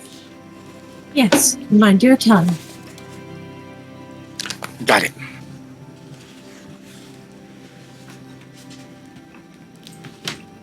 During this time, a servant would start coming out and putting drinks on the table and pouring water for each of you. Are you okay, Harold?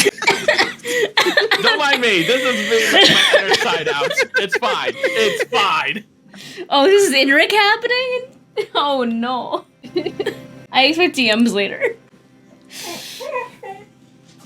I would say as this is going on, Larkspur, this would be around the time you would be showing up as the servant starts pouring drinks of water for everyone.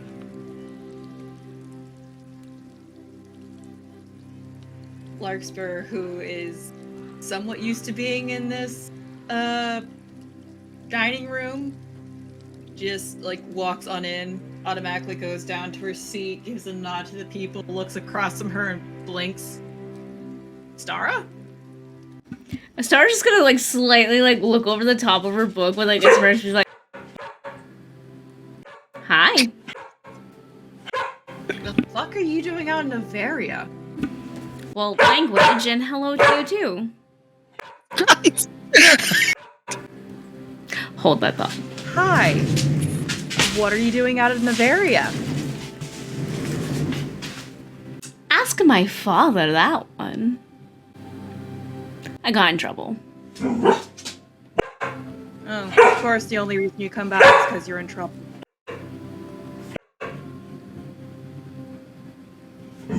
Just take... Jesus Christ.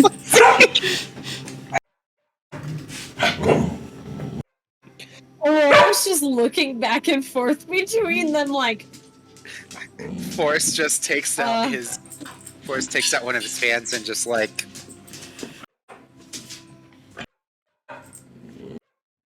Larkspur then looks down at the other two who have arrived.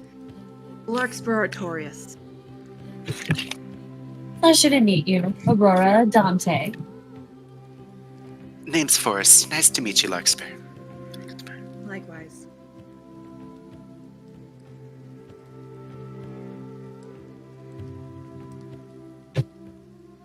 Cosmo, you little chaos gremlin, get up here now! She says as she like looks under the table and is like trying to get the cat off from under the table. He has kind of like gone up and is like sniffing Larkspur's boots, because I would imagine they still kind of smell like Coonsifer. It's just like kind of like you know, like how cats like not with their claws, but they'll kind of just like paw at things. Yeah. Is it kind of like pawing at Larkspur's buckle on her boot? Cosmo? And she's gonna lower her hand and try to give the cat a little bit of a scritch under the chin. You would notice he feels very cold. Like not normal cat, but like just because he is like this starry, ethereal looking thing, he's just a bit colder. Familiar? Homunculus. Ah. My husband made him. He's very charming. Cosmo, get over here. You hear like a little meow as he just kind of like curls up around your feet. Thank you. And she'll pat him. Give us a gentle purr. So next, Maddie, you would be arriving next. Are you coming through the main doors, or would you also be coming through the servants' quarters? You'd be coming through the main doors purely because since he's expected as a guest, that he would go through there. And even as the doors open for him, he would. One thing that's noticeable is that he would actually look to each of the people, the servants opening the door. He would just mutter a quick thank you to each of them. They would bow their heads when you acknowledge them. Mm-hmm. It's my favorite huntsman in the whole wide world. And Maddie, she says, looking at it, Phantom. Maddie just pauses, goes, "It is good to see you as well." Hi, Twig. Hello, Lady Artorias. That he says, knowing how annoyed that Lark gets whenever he addresses her by formality. You know, you would think after sharing a bed with me, you'd drop it, but okay, I see how it is. He just blinks and is like, And he will look to the other guests and says, My apologies for the for that. And he would then pause and notice Istara there. And as he pauses, he's a bit caught off guard by suddenly seeing her there, but then realizing that that they're amongst guests, that he would actually take a moment and would actually bow and say, "It is good to see you again, Your Highness." It's good to see you too, Maddie. And he would be like, he feels a little hot on the collar, just like, oh god, what am I in? What am I in right now? And though it's definitely obvious compared to before, the last time you saw Maddie, that he's a little bit more rugged compared to before. For those who don't know, you also do notice that there's like a faint 5 o'clock shadow on his face, and he looks to one of the servants and says, "Excuse me, where should I be seated for this evening?" My camera would focus. There we go. You would notice you were actually seated directly across from Istara. Okay, he would take his seat. Bit awkward, just it's still very much the same old Maddie, as he's just trying to basically fit in and act in a way that's expected. When Maddie takes his seat and started now noticing more guests have arrived, she will close the book and just put it on the table. And when she puts her arms down, she'll let Endora run down her arm, and she'll just kind of give Endora a small nudge and let Endora go over to Maddie and Phantom, because it has been 5 years. Let Endora do what Istara wants to do. Just let Endora go and say hello to them. Phantom is sitting, because the way the table works, I don't know how to draw this on the map. That's fine. So the way the table work is, at the head of the table is where you would each assume that's where the queen would be sitting, and then to her right is down Istara, Larkspur. You were seeing next to Istara. Then there's a blank spot right now, and then across from the blank spot would be Aurora, Forrest, and on the other side of the queen would be Maddie. But yeah, Phantom would be like laying down next to Maddie at the corner of the table, and Endor just kind of plops herself on top of his head and just kind of like curls into a ball.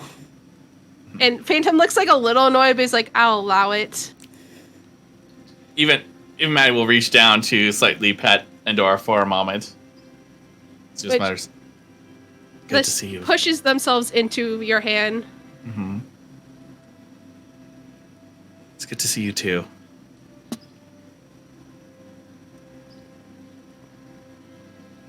And then at this time, Rosanna, you sort of got a little lost on your way here, but a very kind servant could tell that you were a little flustered and kind of getting very anxious and would guide you to the room, to the dining room.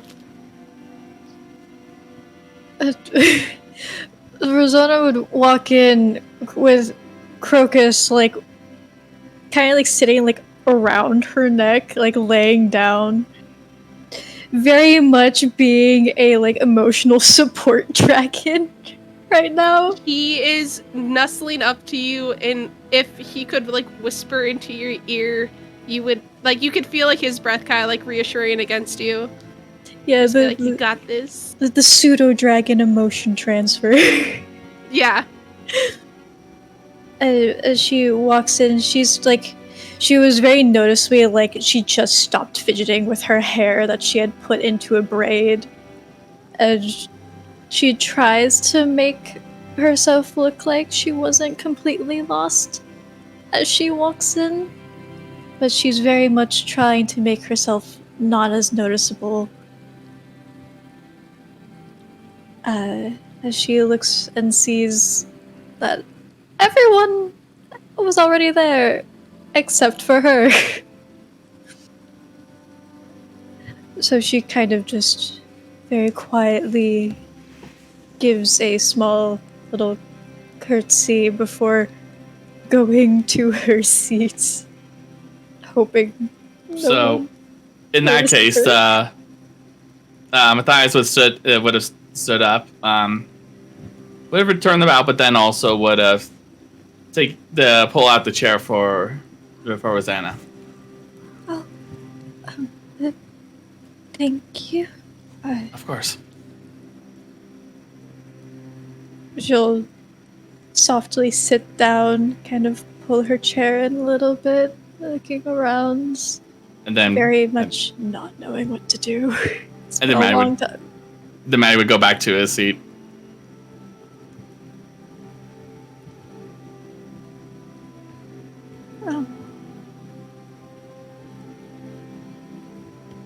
She would like start playing with her hair, then remember, no, not supposed to do that. So she,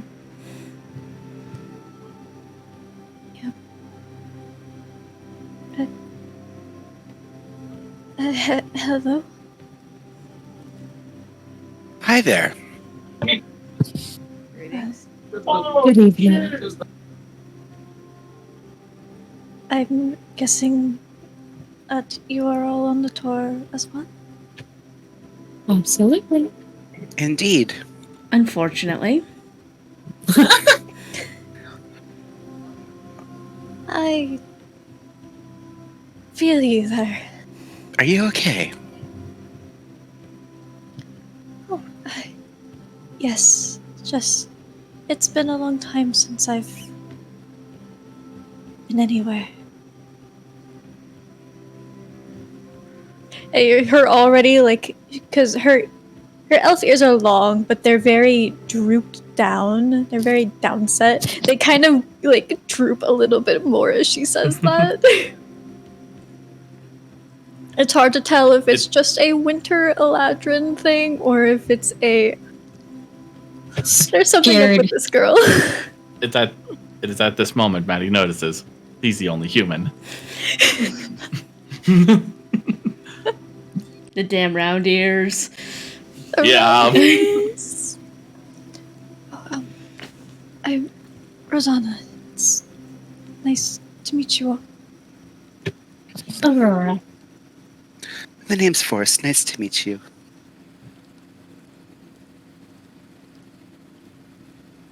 Matthias, I don't have a last name. Hey, same here. I keep telling you, you can just take mine and be adopted into my family, but no. I don't think it works exactly that way. It does. It's quite simple. Larkspur Artorias. Astara, Ricane. Hearing Astara and Larkspur, she immediately, like, at their last name, she immediately sits up a little bit more in her seat. And she's immediately like, oh, Your Highness, it's a pleasure to make your acquaintance. Your lad.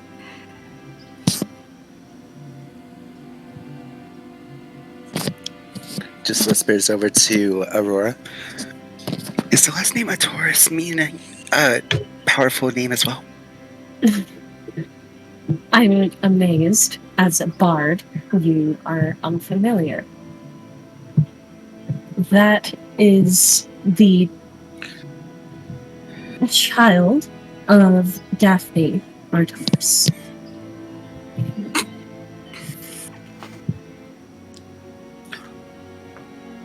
Just looks at Larkspur.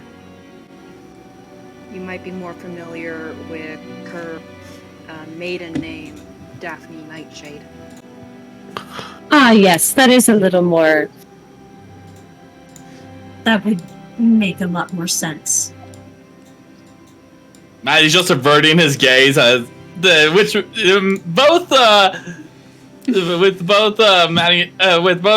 Larkspur and Star would pick up as just being like, oh no, they did not. Star's probably just like looking across the table at Maddie, just like, oh boy, like what has happened? Like, who are these people? Are these people? Your mother saved. Your mother was a part of the group that saved Ivhan many years ago. Yes. And so was Her Royal Majesty. That's right. Yep. Myself and Princess Istara have grown up with living legends, as people often refer them as. Not entirely unfactual. No. And although I do acknowledge that what our parents have done was great, they are still our parents. Yes, parents can be a little. What's the word? Cringe. My son says it all the time. I believe that is the right term. Although I would say the cringiest member would probably be our Uncle Dalen. Through no fault of his own. Yes, the satyr.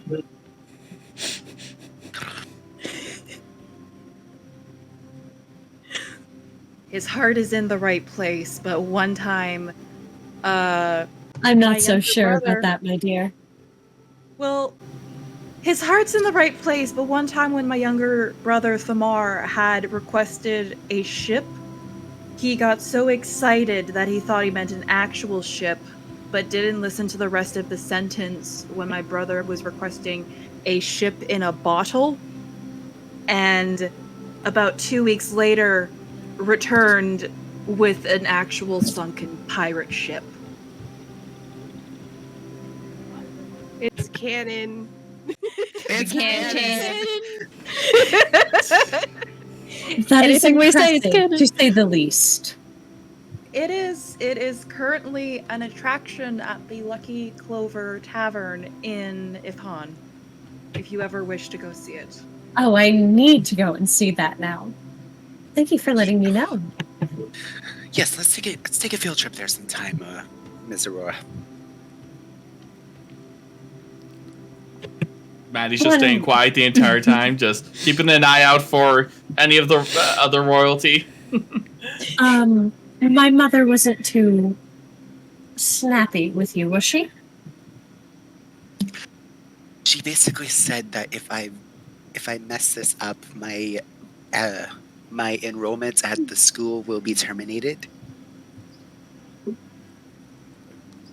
and that I have a big responsibility to be the pillar. You have a big responsibility. That is absolutely true. However, your enrollment being trashed. I'm going to have some words with my mother at some point. I thought the She's tension and got a big smile on her face, very, very similar to Astara's face when she was like, "Welcome to the palace." It's like, I'm gonna talk to my mom later. giant sweat drop just appears on, like a big anime sweat drop just appears on Forrest's face. Oh. You needn't worry about her. As strict as she is just worried about me, and technically worried about you as well. Don't take anything she says too harshly, but do listen to her words. I plan on it.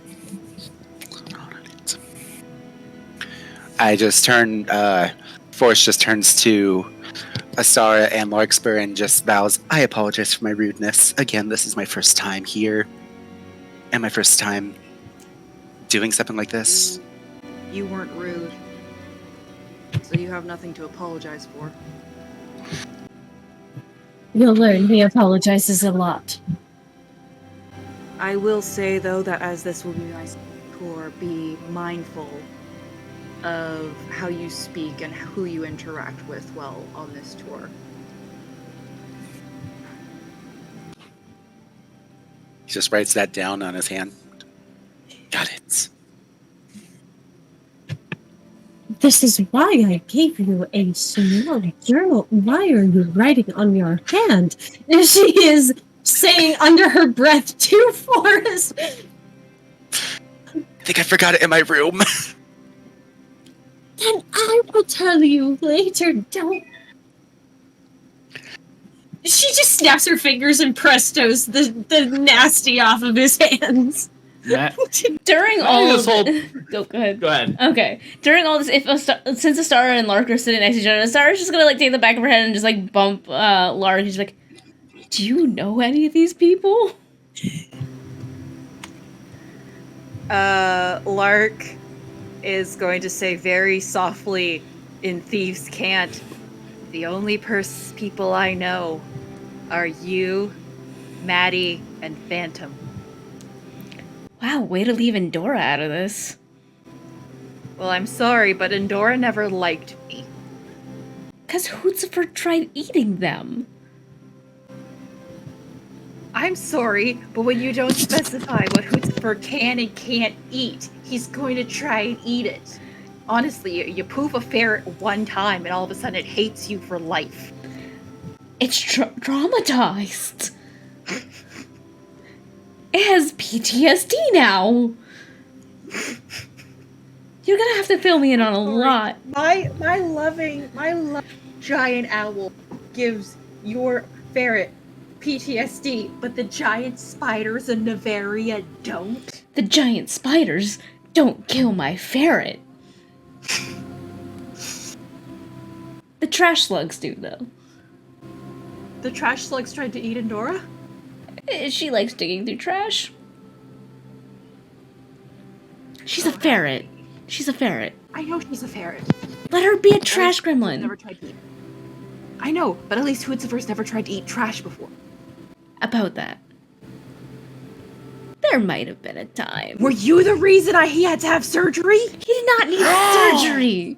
He did not need surgery. You're overdramatic. I'm hoping this is all things can. It is. I was gonna say, it is. damn it! meanwhile, this whole time, Maddie is very much now focused on Endora and Phantom. He's just like, yeah, this is not what I was expecting. See, at this point, not exactly like kind of like what cats do where they're making biscuits, and Nora's kind of doing that on Phantom's head, like, and Phantom's still just like, kind of looks up to you, Maddie, just like, can you stop this, please? he's going to scoop up Endora. Just put Limp put noodle Endora immediately. What? Limp noodle. Limp noodle. Ferret. Oh, he just like carefully place some on the Endora on his lap, and then just start petting the top of Endora's head. Just like little squirms. Mm-hmm. He wasn't able to fly for 3 weeks after that, even after Aunt Lydia. You're being dramatic. My mom said he was fine after a day. You're being dramatic. Maddie is now officially that person at the party who's very much interacting with the dog at the house and avoiding everyone. Yeah, but that didn't stop his wings from feeling weird. And he had a tummy ache for longer than that. Is a tummy ache why you never visited me? For 5 years? The reason I didn't visit you for 5 years because you never told me why you left.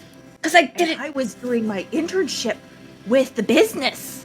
Because I didn't know how to say goodbye. Until I had to go. Hi. Guys, I'm gonna go do this thing. I promise I'll be back soon. I will write.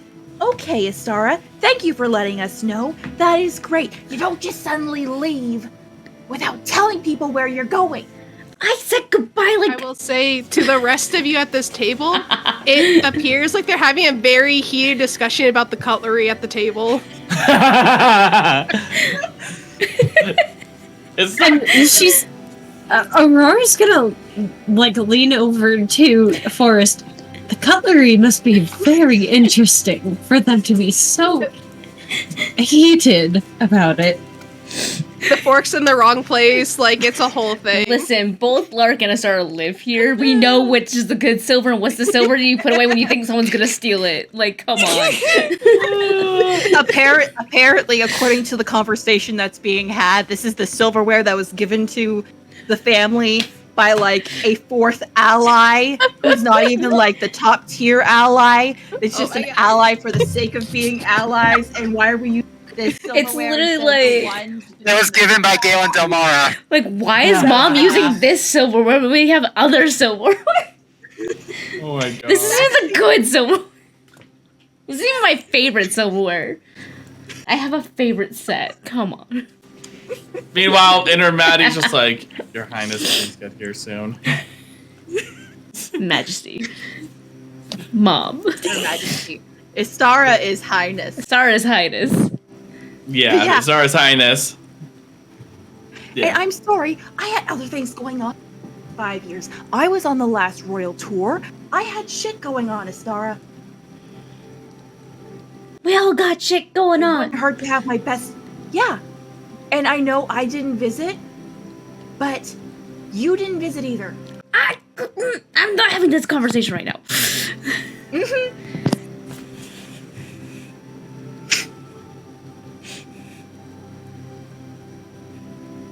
Just petting Endora. That's all that's happening. Yeah, with this weird, awkward pause that's in the room, you would notice that all the candles sort of dim for a second as the doors open and one of the servants immediately stands up. One of the servants pops in. It says, "Introducing Her Majesty the Queen, Lidizel Ricane," as she would walk through and you can't tell where the source is, but there's almost like a spotlight on the door as she walks through. And just as well. Immediately bows as soon as the Lydia's name is said. Rosetta also stands up. Dora do the same motion for Forrest to stand up as well. Astara's gonna wait a beat to be the last one standing, just to like look her mom in and be like, "Hi." And she would make her way, doing a nice stride as she goes across the room, and she's gonna walk around the side that Astara, you are on, and she's gonna put her arms on your shoulder and like kiss the side of your cheek. It's like, "I'm glad you're home, honey," before going to her spot and taking a seat at the head of the table, and then gesturing for all of you to also sit. Maddie would stand right up as he's still holding the door, just like and stand the whole time, just like even when he was bowing before slowly getting back into his seat once she gives permission to. Now that she's here, you see the servants start bringing out like the first course of the meal. Just a nice little appetizer for everyone. As she as the queen clears herself off and sits down, it's like, thank you to each of you for meeting me here tonight. I'm glad you've all arrived. Were your travels well? Yes, they were, Your Majesty. Kutzifer and I had no issue, Majesty. Crocus. Please, you don't need to address me as Majesty right now. We are simply having dinner. You may call me Lydia. Okay, Auntie. And she gestures to the rest of you to see how your travels were. The teleportation hall still works.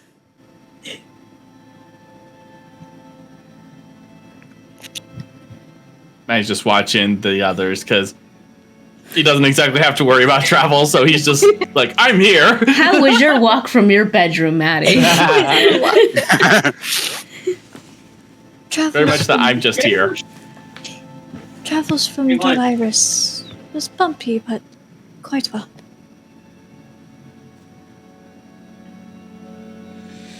The trip from the address to the Royal Academy wasn't very long. It'd been on longer carriage rides. And the motion doesn't bother me as much as it used to when I was younger. Maybe it has something to do with the wings. That was surprisingly... It was surprisingly a smooth carriage. It was surprisingly a smooth... I apologize. It was a smooth carriage ride. Did you know they put motorcycles? No apologies needed. Yes, I understand that tonight can be a bit stressful for some of you. But I will not talk too much business tonight. I hope you each understand why you've been picked for this tour. Astara, you can please stop making faces. I can see you out the corner of my eye. I am not doing anything, Mom.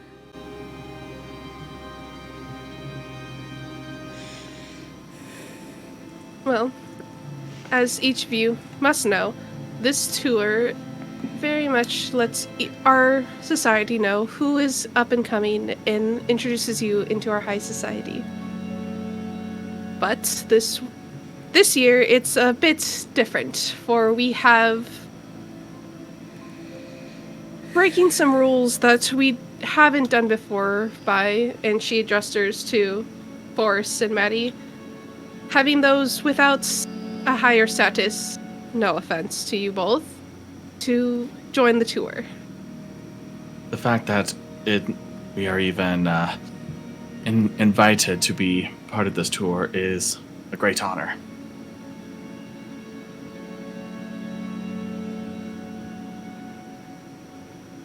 Well, as it is going to be no shock to you all, there will be a lot of eyes on you this tour.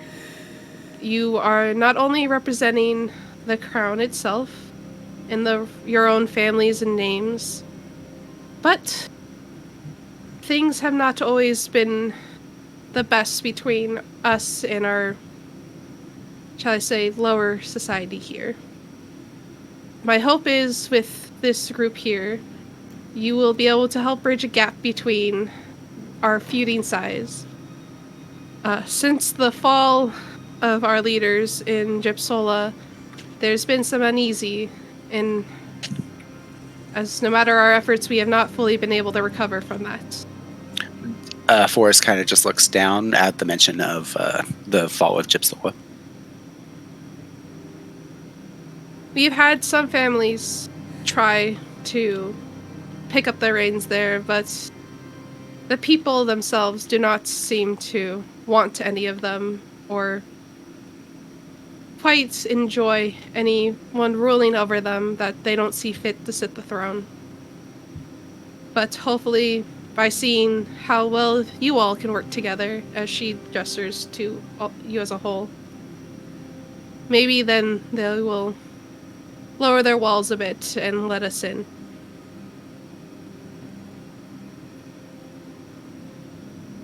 If your majesty would permit me to inquire, is the purpose of this tour simply for Gypsola, or is it for other regions as well?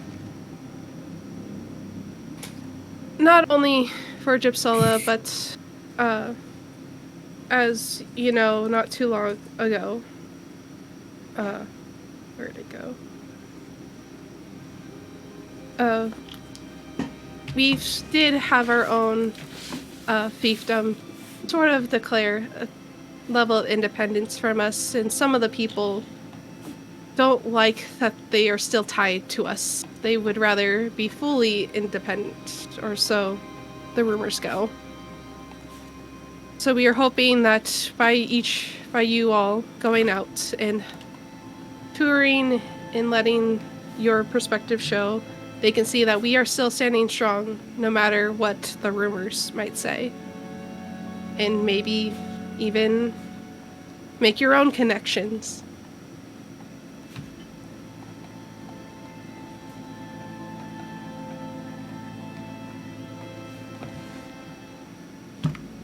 It's not easy to say, but even though we are thriving as a whole, I still feel that there are some cracks that have not yet been filled.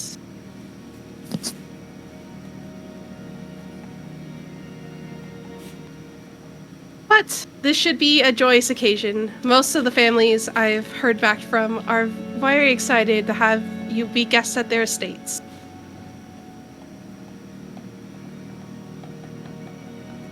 Lydia, are any of the estates the ones you visited during the last tour?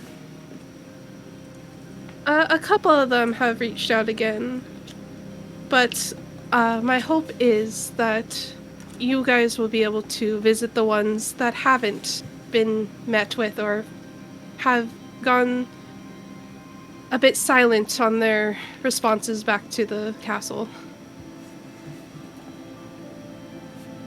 I think some new blood in our society would be good. For people are beginning to get too comfortable in their spots and not really remembering why they are in power. All right.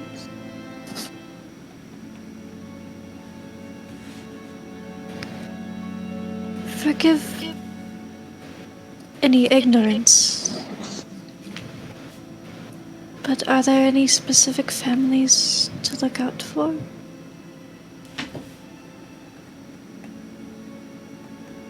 I've heard news of a family known as the Andus that have been a bit aggressive with their rules. Last I heard, they've been trying to secure their own security that don't very much fall into the guidelines that the palace has set up. They can come off as a bit rude, and I know that they are also going through a loss of their eldest son.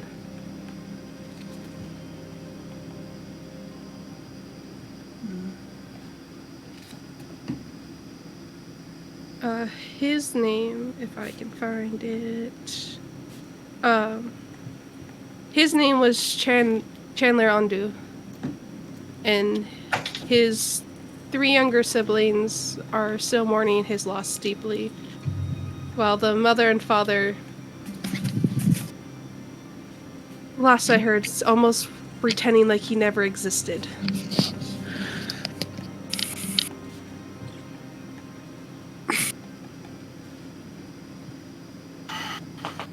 I had to step away for a second. What did I miss? There's a family known as the Andus that you should be on the lookout for. They tend to be very rude and recently lost their eldest son. Oh.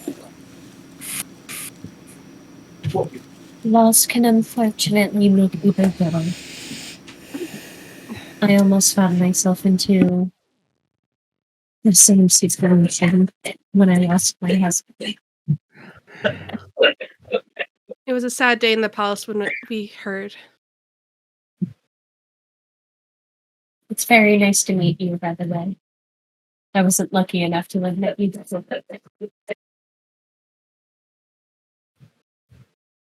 Likewise.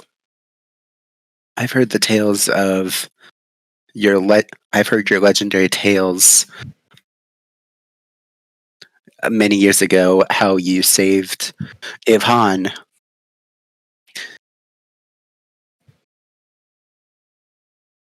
We just happened to be in the right place at the right time, I guess. But it wasn't just me alone. I had some great people to fight alongside with.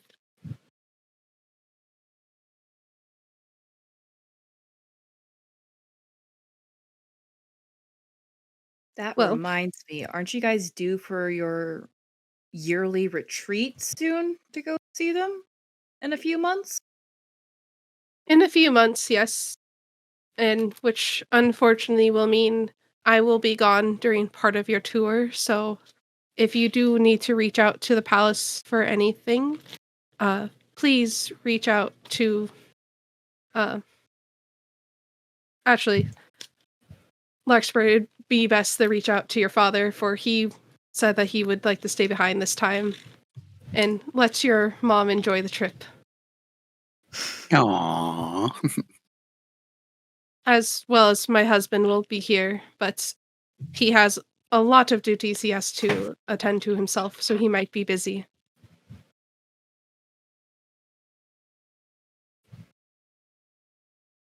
See, Maddie seemed to, as I kind of give a hint of what he's thinking, as he just like winces a little bit, like, ooh, just like,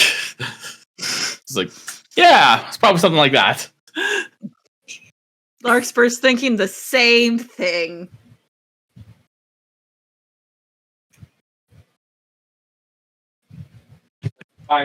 For that family you mentioned, I'll see what I can do to help Like them. games where it's like I can't go. If nothing else, someone who has gone through something somewhat similar, I missed that you may last be part, able to but help. it sounded like If only a little. I appreciate it greatly. You see the servants bring out the next course of the meal, but you notice that they don't actually bring out a plate for the queen herself. Well, I'm sorry I must do this, but I cannot actually stay for too long. I do have some other matters I have to attend to. But please use this time to get to know each other.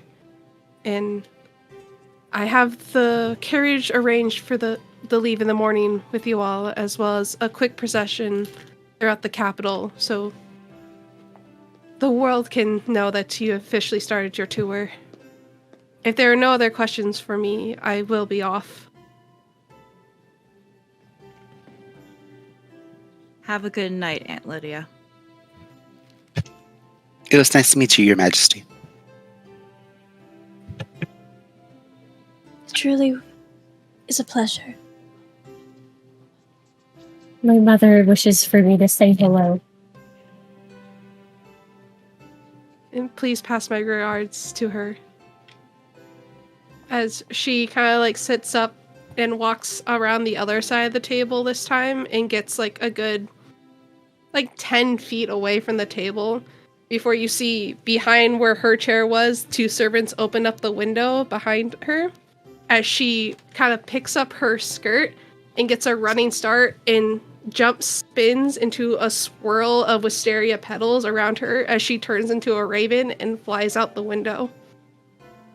And like the table itself, you see like everything kind Queen of shifts shit. a little. Everything on the table kind of like Did you shifts ever towards the call my direction man she was with Vlad? the veracity Fucking she was going Being a vampire, before bro, for it sure is he ain't a now fucking just vampire. you all You eating call my dinner guy at the back. table.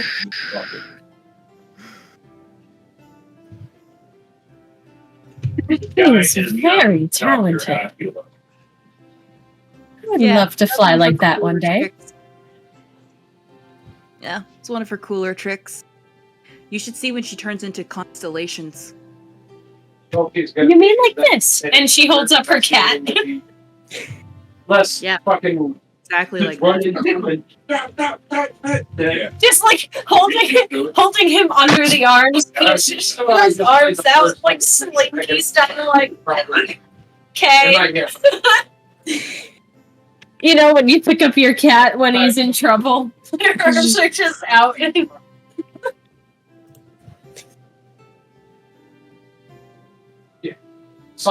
Larkspur is. Her hands start to glow a slight magic almost as her hands start to weave, and she starts to make like roots of ginger before she hands them to Astara for the carriage. Oh, do you get motion sickness? Fortunately, I do. Ginger is good. It's not terrible, luckily, and it's never got too bad, but times her stuff that it makes the trip a bit less pleasant. I'm so sorry. Because Larkspur's not going to reveal the time that she in the carriage. Because although Larkspur is a little bit mad at Astara, she's not going to reveal Princess's secret. No, this whole Maddie time just mutters in Sylvan. I'll send it to you, DM. This whole time since Sylvan? Lydia left, Astara's been kind of like sadly looking out that window, but like trying to like just like remain neutral until Forrest apologizes. She's gonna like turn and look at Forrest like, I've been this way since I was a kid.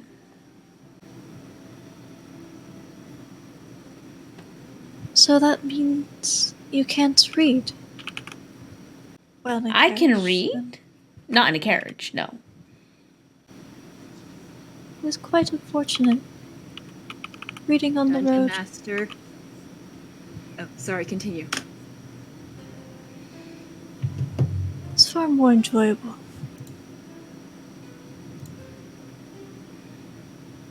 You can go. Dungeon Master, is the window still open? They would start to close. It's like one of those really grand ones, so like it takes a sec to close it.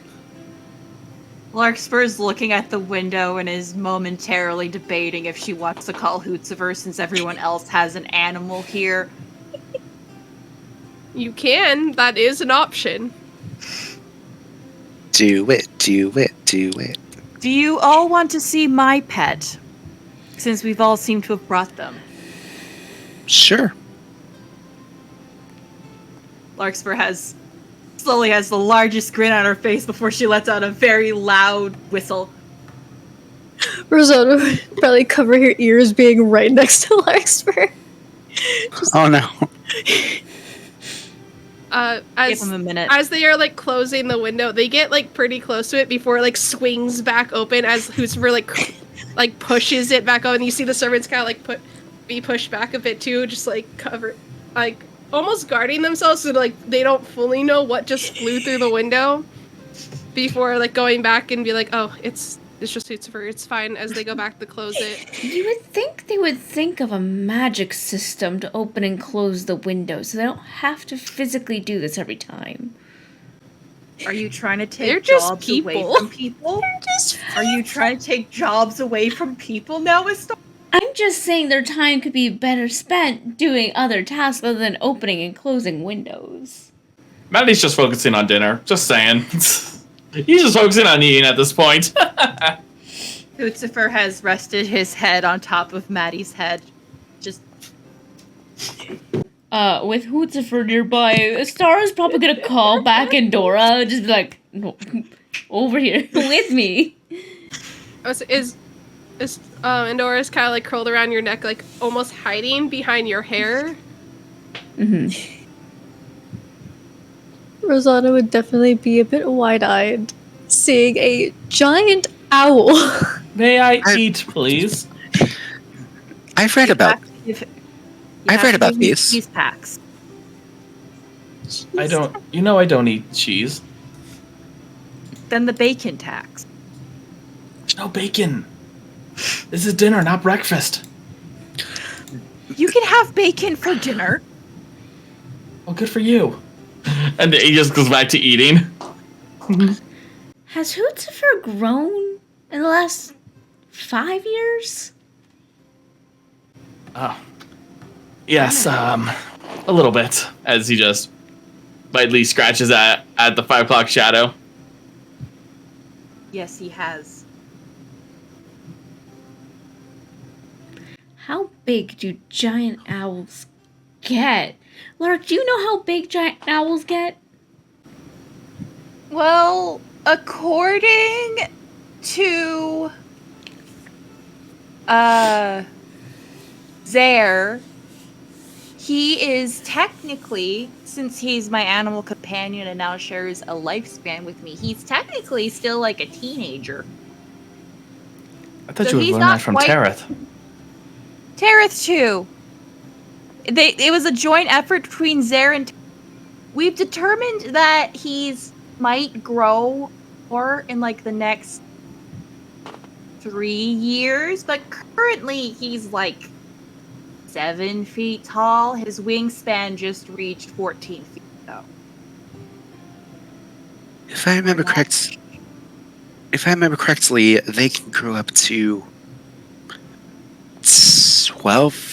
12 feet in their adult years.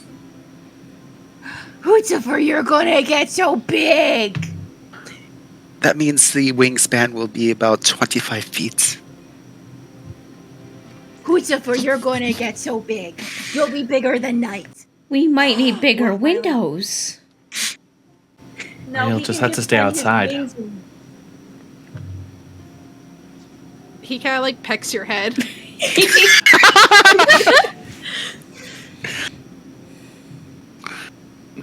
What? He just looks up. He does like that like feather ruffle thing that they do. Oh, yeah. Maybe you should stop growing. And then gets back to eating. Hootsifer, you don't have to stop growing. We just gotta come up with more strategic methods for you to enter the castle. Although flying might be a bit harder to do when you reach your full height. He's kind of ooze. Star will just scurry on top of Aurora's head. But yes, this is Hootsifer. He is my giant owl. I found him about 10 years ago. When he was just an egg. Oh, well, wow. Actually, no. Well, I call him when he was just an egg. He was the size of an egg. Like one of those emu eggs, I think. It's an emu. And it's a weird bird that can't fly. They're very rude, though. They're very rude, what I've been told. But yeah, he was like this big. And I thought it was a fully grown owl when I found it. Until Tareth told me, oh no, it's a baby. He's still very cute. He is adorable and I love him bits, but his mom abandoned him for some reason because he was a runt.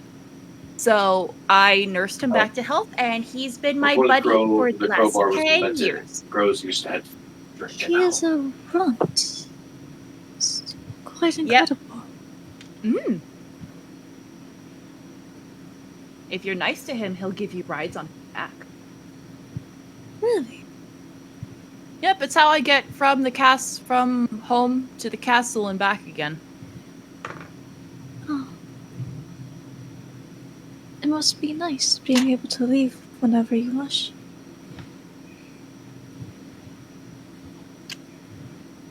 I mean, It can be. I've been a bit restrained in where I've been able to come and go due to my... But I have a bit more freedom coming up now.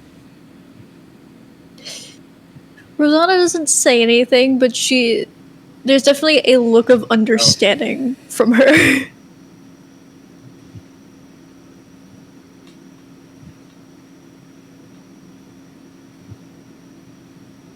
As is happening, they start to move to the dessert portion of the dinner. And they actually change out the centerpiece at the table, which, Maddie, you would realize it is the horns of the buck that you had recently Oh my god. got into. Yeah, that's right. Wow, it's As your it trophy. is now presented in the middle of the table. You see the moment of recognition on Maddie's face for a brief moment. Seeing These are antlers, you see there is a brief moment of recognition from Rosanna.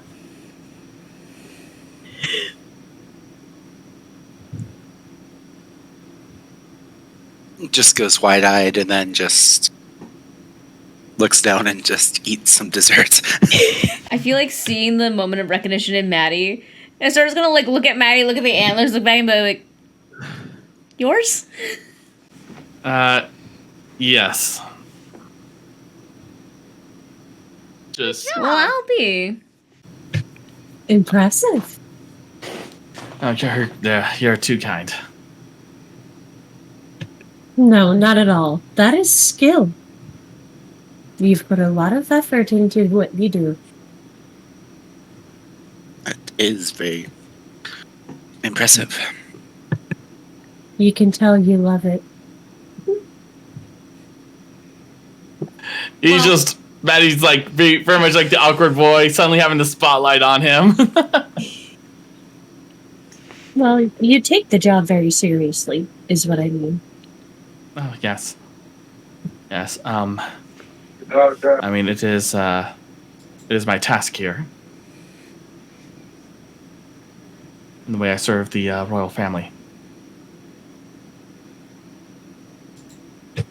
Impressive title. Well, I'm nothing but I'm nothing more than a servant for the Ricane family, and I am thankful for and honored by having this opportunity. You sell yourself short, boy.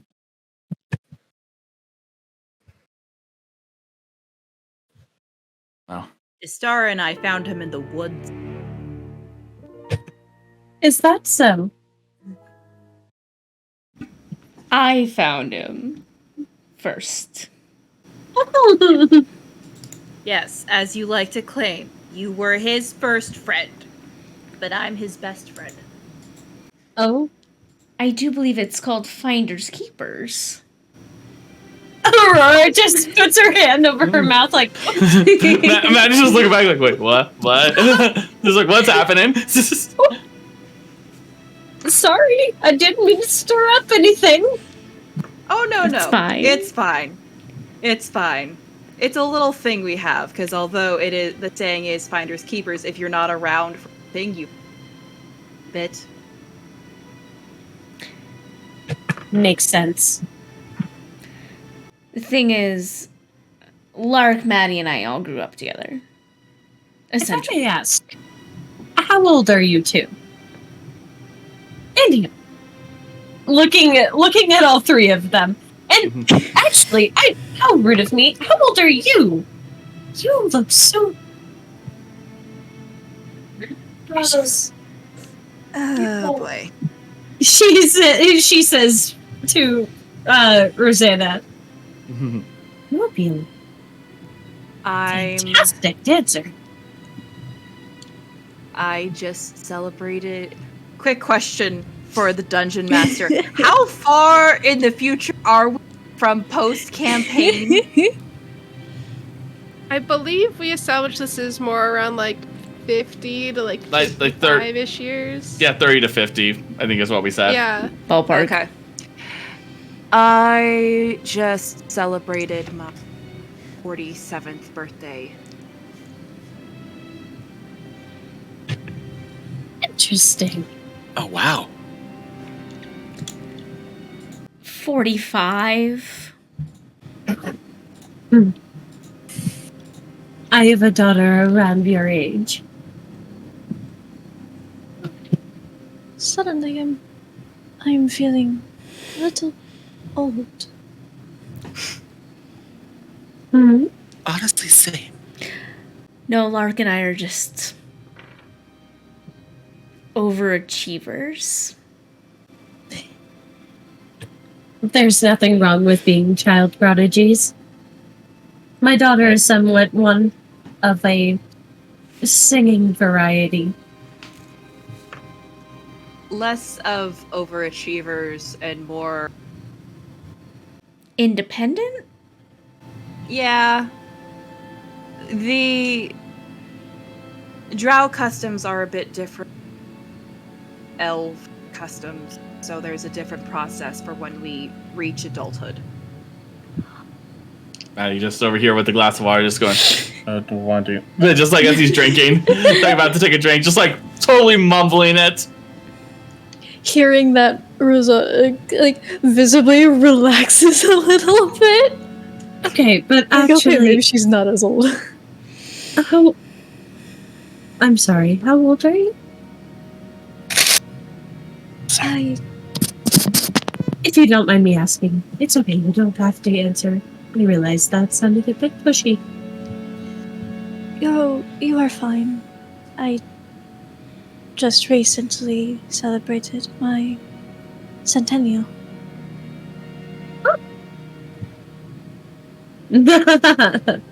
Now I'm the old one.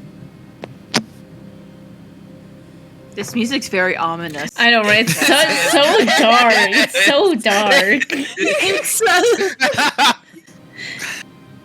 It's just it kind of makes it makes people wonder about that one rumor. Yikes! And Sarah's just kind of like looking at Maddie, knowing he's the human in the room, just like. Miss Aurora, what?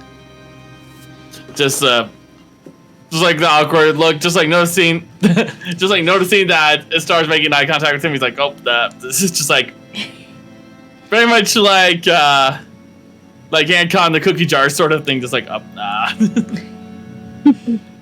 Which birthday did I just celebrate not so long ago, Miss Aurora?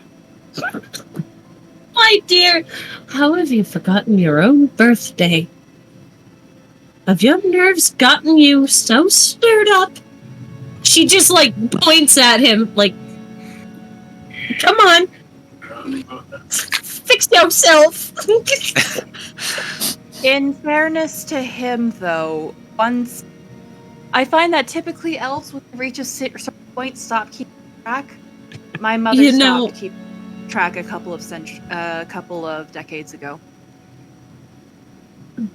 Interesting. I guess I never. No, wait, I think I remember now. I think we just celebrated my 98th birthday.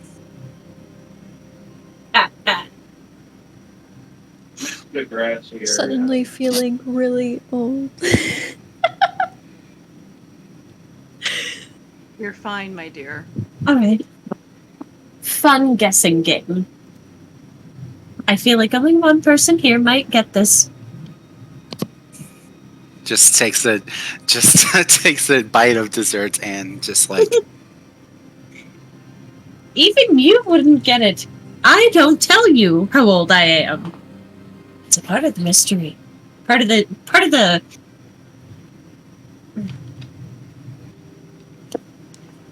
pizzazz.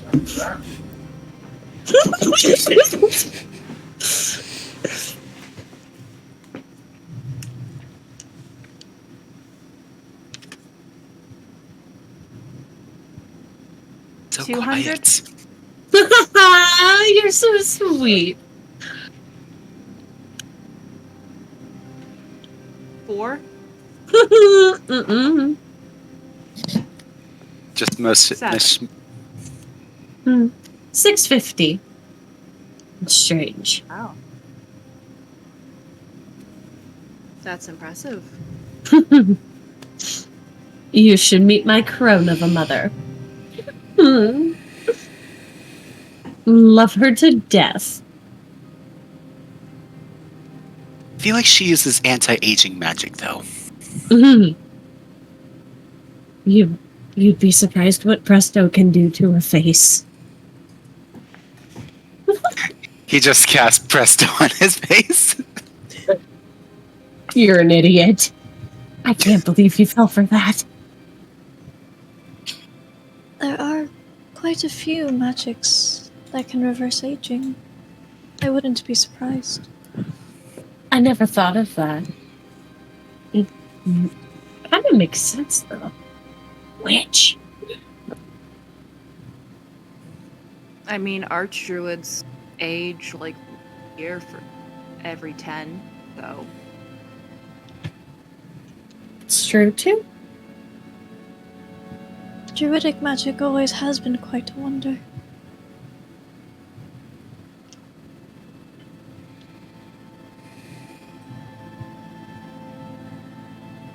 Maybe at this time, as the servants begin to clear the plates, and you would all kind of acknowledge the fact that this means dinner is over, as the room begins to be prepared for the following morning. Maddie, like after the dinner is over, Maddie would, after saying his respectful goodbyes, would go off to his room with Phantom. Larkspur's gonna try and give Phantom some scritches before he. He would let you, but not like. He's just like fine. Like has that sort of demeanor. Like yeah, you can give me a scratch, I guess. You are so good. You are the best hunter in all of the huntspeople here, and we would not be able to eat without you. And I'll make sure the next time Hootzifer goes hunting, he'll bring back a very delicious bit of boar. Yeah, looks at Maddie like, and gives like a kind of like a nod towards you, Larkspur. Good boy. And then she's gonna give Phantom a kiss on her head before she looks at Astara. Do you need me to escort you back to your chambers, princess? No, I was gonna go for a walk outside. If you wish to join me. Would you like? Sure. Astara will stand up and actually, as they are leaving the dining room after they say their goodbyes, she's going to tap an earring in her ear. And just be like, Maddie? Do you want to come outside?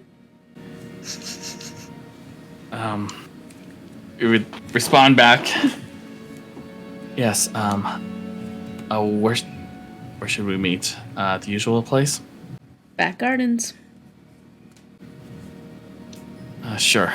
I'll be a moment. I'm with Lark. Okay. Good. And she'll just make her way. Larkspur will follow. And what are Rosanna, Aurora, and Forrest doing?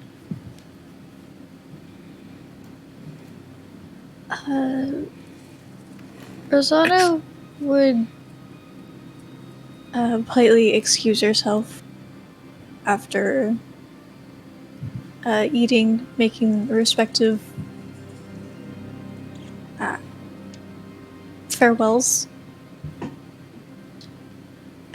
She would try to not get lost on her way back to her room.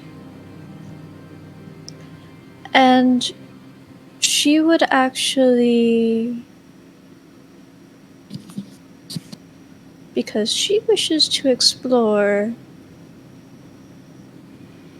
but doesn't want to seem super rude, so she's going to hang out in her respective room, and she's going to get herself comfy on the beds and she's going to go into Crocus's senses.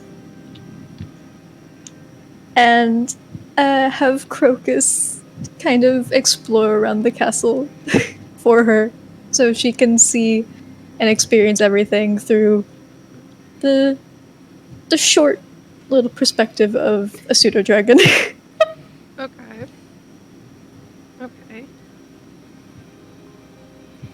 In forest or Aurora? Forrest actually wants to explore the house a little bit. Okay.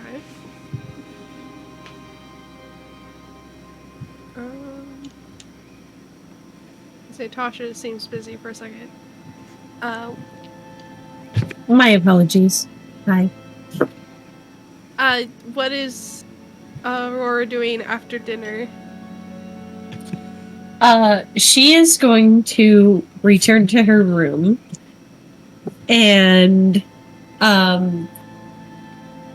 she's going to write home and basically to her mom. Oh no. letting her know how the first day went.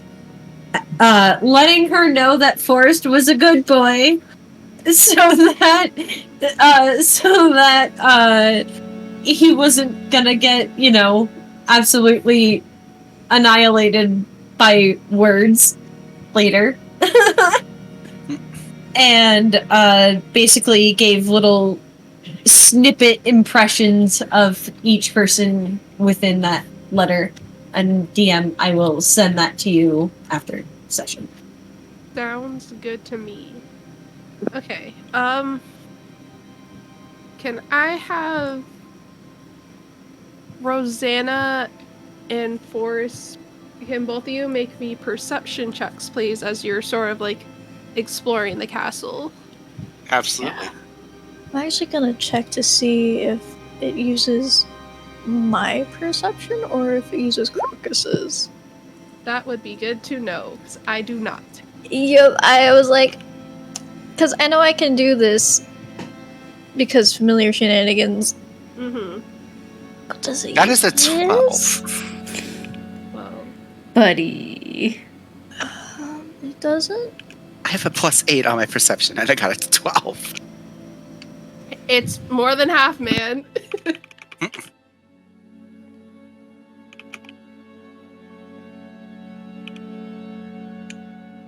Perceive. Okay, it says perceive through its senses, so I'm gonna guess I'm gonna assume that means his modifier. his modifier.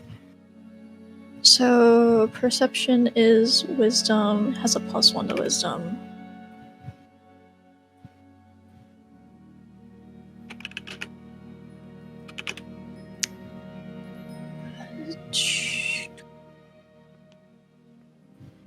+1. Nice. Not 20. Okay. Now, my 3 children that are going outside, are you being sneaky about this? Very much so. It's my house. I feel like cat's out of the bag and Star's home. She was in this dinner, so at this point, Star's like, this is I shouldn't have to sneak around my own house. I mean, technically, this isn't Larkspur's house either, so she might need to sneak with Metty. Sneakity sneak, sneakity sneak. Okay. Sneak. So... I mean, if y'all tell me to sneak, I will sneak, but... well, Maddie, if you're sneaking, I would like a stealth check from you. You got it. At advantage. Mm-hmm. Larkspur is also sneaking. Larkspur, Because- I would also need a Yep. stealth roll from you. It's I get 18. plus 12. I get plus 12, so. Why are we sneaking? I'm sneaking because I'm a lowly servant. Yes, Star's probably gonna look at Lark like, why are we sneaking? 22. 18. Fun. Did you forget how to do that while you were in Nymphaeaceae too? That beats my passive perception, so you're just gone. We're just like... My mom forgets about me, my friends forget about me. That's great. You just hear from behind you. I didn't forget about you. You just have shit perception.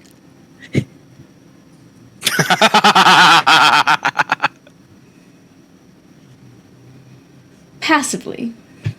Damn. All right. They so are then, siblings. If Astar is not sneaking, I would say Forrest, you would notice her going outside to the garden, as well as Rosanna through your pseudo dragon senses. You would actually find Maddie like sneaking around. What you do with that information is up to you. Because this is still technically Crocus. Crocus would probably be like, okay, tilt his head a little bit as he watches.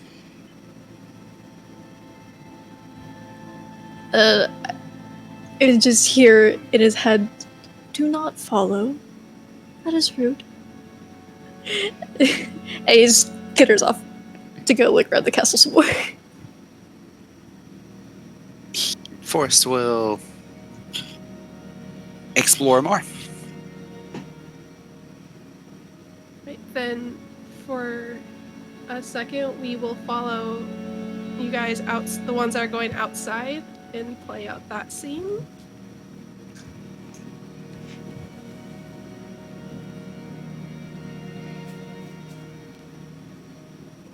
Are we all meeting at the same time, or? That's up to your discretion. All right. I don't know if being sneaky is mean you're taking extra Halftime. Lol. You know, Astar's probably gonna go to like their usual like back garden tree meeting spot and just like stand there and wait for sneaky butts that are now sneaking above her passive perception. It's like, this is stupid.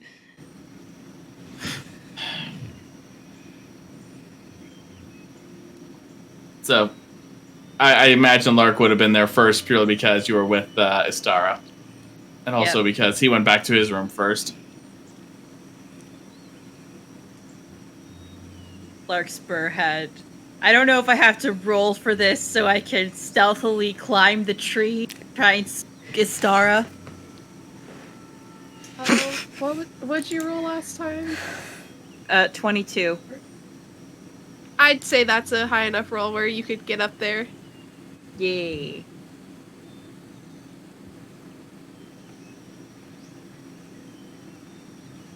So you hear the gentle whist of the night as the wind sort of blowing through the leaves. And you can kind of notice the stars out as well.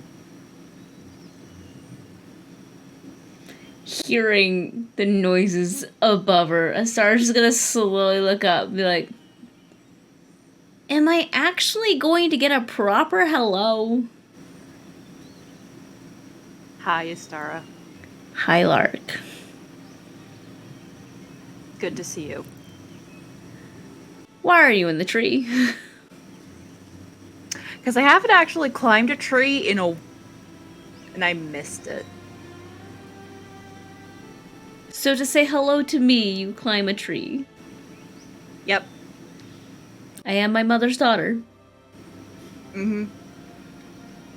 I have to be very careful not to hurt any of the branches, though, because your mom will be all like, trees have feelings! She speaks for the trees! I know she speaks for the trees, and as Uncle Dalen will remind us, she was more upset that there was a human-sized Dalen hole through a tree than the fact that Uncle Dalen died. Well, yeah, because your mom could bring him back. I don't know why it's so dramatic. Dying means nothing. You know my mom literally doesn't care if we lose an arm because she will just regrow one. If you're gonna be dumb, you gotta be tough. And we do a lot of dumb things. Yeah, we do.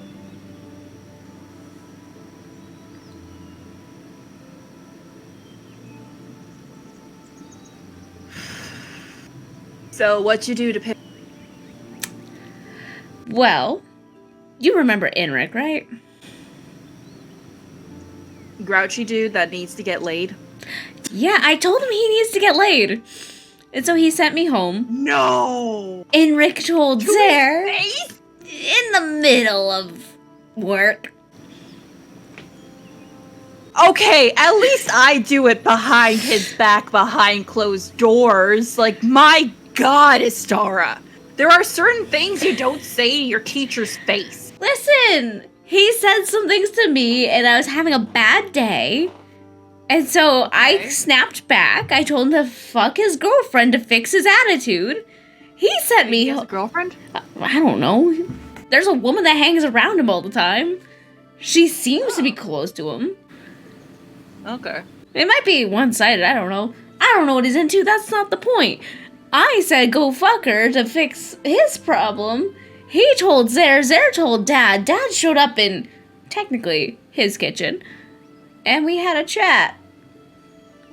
And now this is my punishment.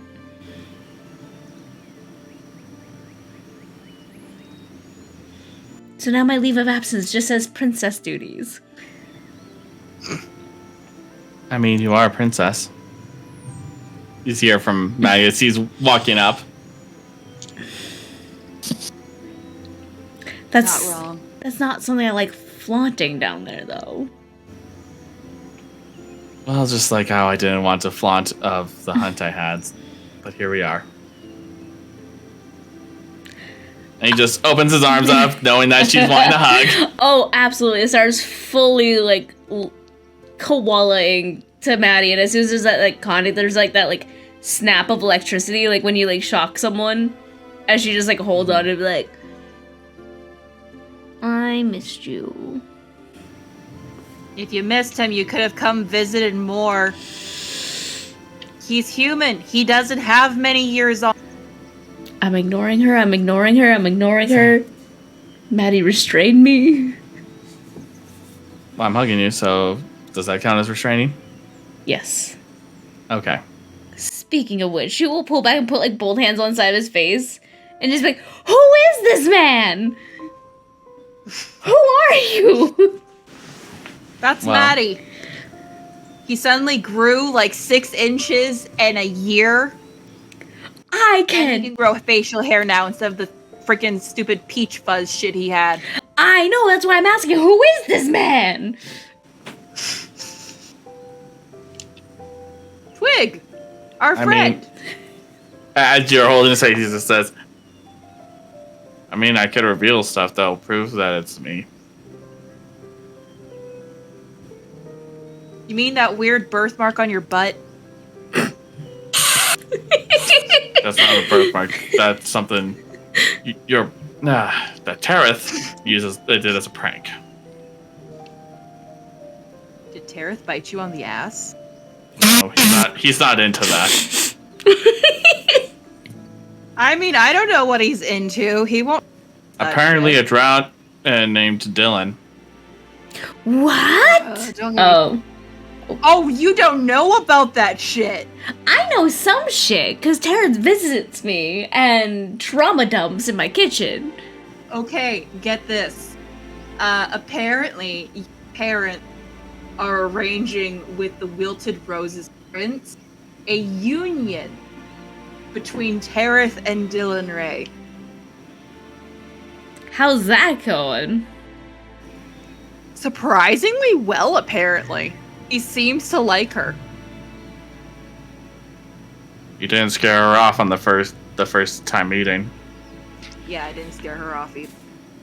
Star will let go, be like, holy shit, that woman's intense. She really is. She's actually quite terrifying. Right. But, I mean, between the union, I have mixed feelings about it for obvious reasons. For obvious reasons. You still have a crush on him? Look at her face, obviously. Look, Istara has hot brothers. So, anywho, Well, wouldn't know. aside from the fact that I have mixed feelings about it for the obvious reason, it's the fact that our cleric and their cleric are already doing the deed. So if this continues, are we just going to become the pale? It's possible. Wilted hands? I don't know how it works. Wilted hands sounds so much worse, though. Sounds scarier. Pale roses sounds okay. What, next thing you know, Not we're as terrifying though. daggers and roses? Would you prefer that? Please no. No, because that's copywritten. Fair. I know the author. You know the author? Yeah. Really? Yes. How? My grandma works with them. Your grandma wrote the book? No. The author is part of the Craving Vulture, Lark. Oh. Yeah. Does mom know? Yeah. That's how my mom got your mom a wedding present. Oh, right. The Yeah, self-insert romance novel. Yeah. Right. Yeah, that's still one of her favorites. Yeah. I don't need to know that. I don't need to know that. I'm learning a lot. If It's it been- makes you feel any better, she keeps that book under very close guard, especially since Thamar accidentally started reading Daggers and Roses, thinking it was a book about daggers and botany. We've all made that mistake. Yep. Hi, Maddie. Thamar's trying to design his weapon now. Okay. You know we don't have to do that anymore, right? I've told him. Are you still upset about what your father said about weapon making for you? Slightly. I'm just asking. I'm just saying slightly. I'm telling you, we can still do the petition and take down the page. I'm sure the petition was like so 10 years ago, though. We're adults now. We're ladies. God, I hate saying that. So we need to kill the patriarchy? You're not killing my father, Lark. I'd rather not die either. You're technically not a part of the patriarchy yet. You're fine. But last I checked, I am male. Yeah, but you're also a part of the Liars Society. You are. You are a lady by honor? Because you are now part of the Lighters? But I don't lie. We're not actual okay. You did the handshake and you accepted our flower crown. And you have the patch that I had so expertly embroidered. Use those lady skills. It's like that lady strength. As you're still holding on to him. Maddie, it's been 5 years. I haven't hugged you in 5 years. That's a minimum of 5 hours. And since Lark decided to climb a tree, I can't hug her. Do you want me to hop down so you can hug me? Or are you too busy hugging Maddie? I have 2 arms. Very well. She's gonna hop down and actually give Astara a hug. And also end up hugging Maddie as well. Just like big ol' group hug. Liars hug. Maddie's kind of stuck, like getting pulled in, just like, So accept our love. Accept it. What is this I hear about you two sharing a bed? That was not That's not what happened at all. Oh, okay. It is what happened. No. Yes. I was... Sleep in my bed. Because, for some reason, you decided to hold me in a vice grip while you were resting. We all do that, though. My body pillow was in the wash. And who's your Oh. Never mind. Just over Maddie's head. Okay. And for some reason, Phantom doesn't like it when I hug him periods of time, so I had to use Maddie. He's not exactly touchy-feely. You know this. I know, and Hootsufer doesn't fit in my bed anymore. Did something happen to Phantom? Because I used to take naps on him. There was an incident with Hootsufer. Are you saying I can't take my cat naps with my favorite kitty cat? I don't know. One time Hootsufer got a little bit too excited during a play fight and might have lifted Phantom about 20 feet in the air while flying. Lark, I love you dearly, but I swear you need to train Hootsufer better. Well, I have been in the last... He hasn't done it in 4 years now, and Phantom now let me give him scritches, but he doesn't like long hugs. Okay. Also, you know me. I don't lay on top of people. I literally cling to them. That's fair. Phantom has trust issues. I acknowledge that. So you made your bed. Now you have to sleep in that for a while. Yep. What is that phrase? Not my circus, not my monkeys? We are your circus, and these are your monkeys. Well, it's not my problem that Phantom won't let you cuddle him. No, it's not. It's good to have you back, Astara.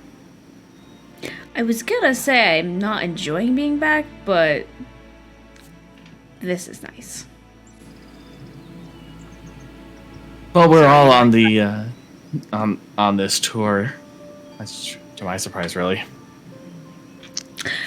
You're welcome, by the way. Well, I'm definitely thankful for that. I mean, if I'm throwing up in a carriage, I'd rather be at you two and not complete strangers. Why do you think I gave you ginger? It doesn't always help, Lark. Why did you decide to do that in front of our guests? Yeah, exactly. Because I would forget about it come morning. I'm sure you wouldn't forget about when you see me turn green. I don't know why we can't just puking on your lap. So do we want me to puke on Lark? Angle towards Lark? No, we are not puking on Lark. Okay. Puke out the window like a lady that you pretend to be. Is puking just a lady thing? Have you never thrown up, Maddie? Not since I was a kid. So what I'm hearing is we need to get him insanely. All I heard was insanely drunk, and I'm agreeing. All I know is that, well, I'm not exactly allowed to get drunk since, one, I have duties, and now I'm also joining you on this tour, so I had to make an image. Yeah, but we're not gonna be like... How do I word this properly? We don't have to keep our image up every... I wonder about that. You're with me. You are with me. You are fine. So does that... Well, what, does that mean I need to travel outside the carriage, though? No. What? No, you're the guest.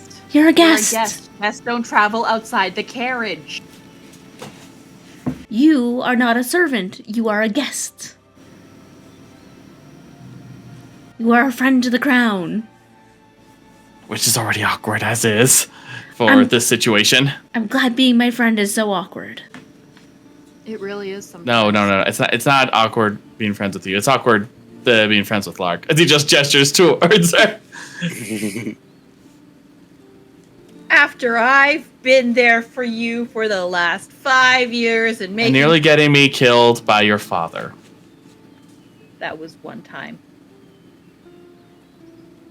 And you decided at the last minute to clear up that air and the fact I did not propose to you.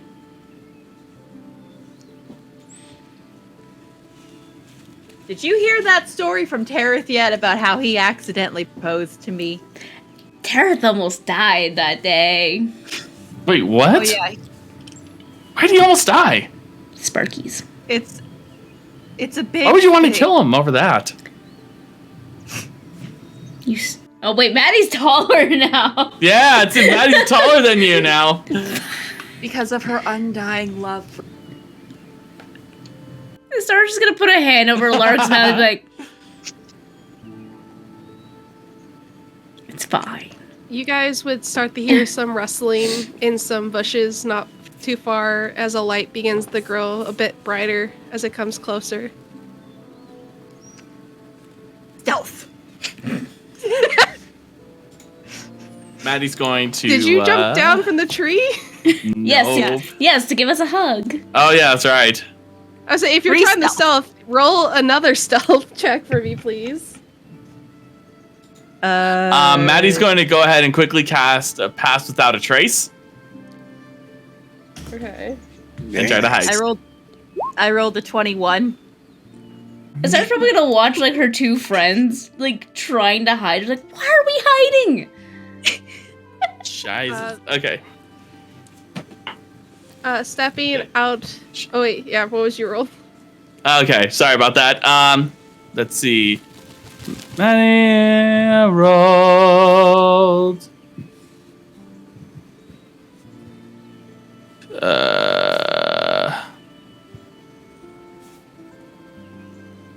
Math. I gotta do math. I was supposed to say the math. Yeah. Do I recognize this little light, DM? Once I know how well people are hiding, I'll continue. All right. I rolled a 21. I will say now 33. the person Damn.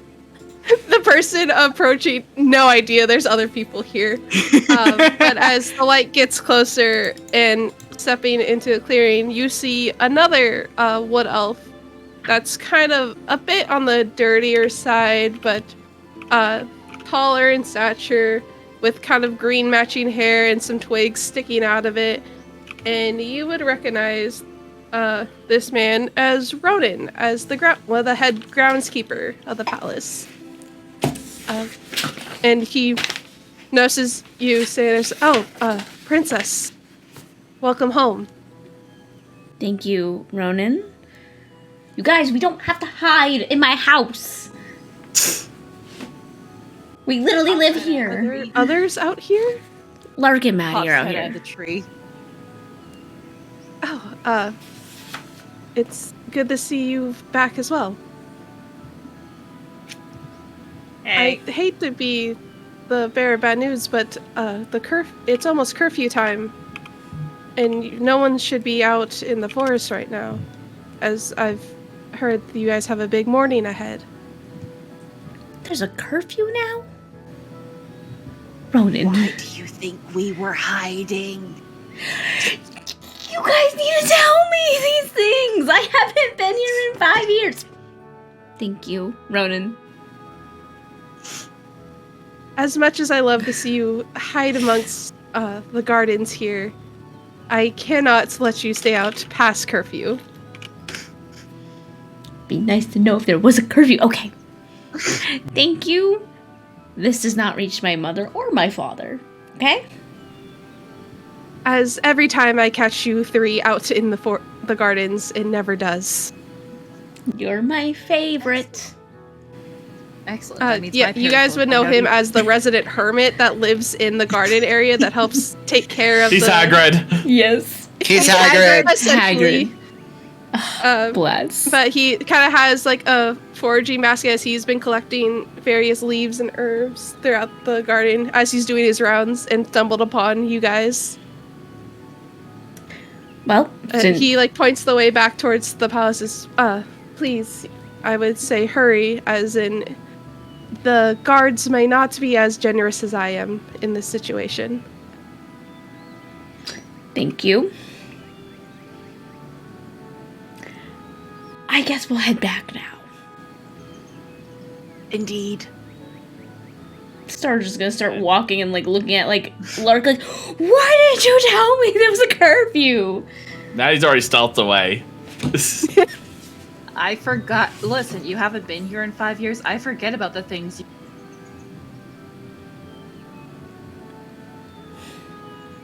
Fair. That is fair. Tomorrow morning, I want a rundown of what I've missed in 5 years. Especially curfews. And things that will get me in more trouble. Actually, why do I care? Why actually do I care? The curfew thing is more of a recent thing, especially since people have been getting ready for the Royal Tour. So my parents set a curfew. Kind of. It's okay. I'll explain it better later. Carriage ride. I also have to check in with my parents tomorrow too, to get a rundown on some things.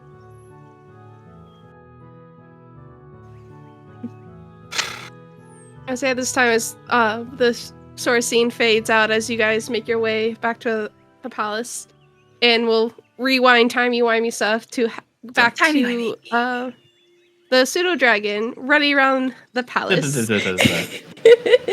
getting a lay of the land. Oh, and Aurora, I sent you a DM, by the way. Aurora's dead. She is dead. He died. No, I'm here. I'm sorry. I was messaging somebody. You good? My brother was. I sent you a DM as well. Forget like a really. To say, as your little pseudo dragon is running around, I would say something that catches your eye is there's this little jingling sound that gets a little bit louder as it gets closer, and you see a little bell with a void-ish body, like barely like this big, like very tiny, holding a letter above his head as he's like scurrying through the halls, just jingling away. Haunted bell. He has like a little red ribbon like coming off the top of its head, or its head is the bell itself. Oh. So is this like an actual creature? Or is this just a bell? I will show you the picture of this little guy. I'll post it in the Azuria chat, but it's just a little bell boy. A little bell boy. Quite literally a little bell boy. Oh my goodness. With like a little void bobby, with like a little envelope closed with a seal on it, just running through the hall. Oh my god. That's adorable! It's fucking precious. I love it. It's a bellboy! It's a literal bellboy. Because Crocus would absolutely be intrigued just by the jingle jangle. But also, would Rosanna at all recognize what this creature is? Make an Arcana check for me. Oh. Is this still through pseudo dragon stats? No, I think this would be more because it's you registering, not necessarily him. So I would say you can use your oh Jesus. Okay. You can use your stats for this. Alright, that's a 23. Yeah, you would understand easily that this is essentially an animated object. Like, it was casted on this little bell before it got this little body.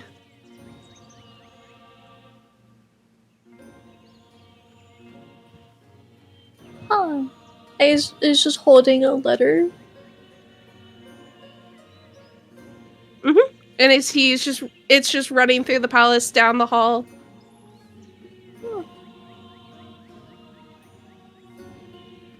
Out of just pure curiosity, Rosanna would have Crocus follow it just a little bit to see, like,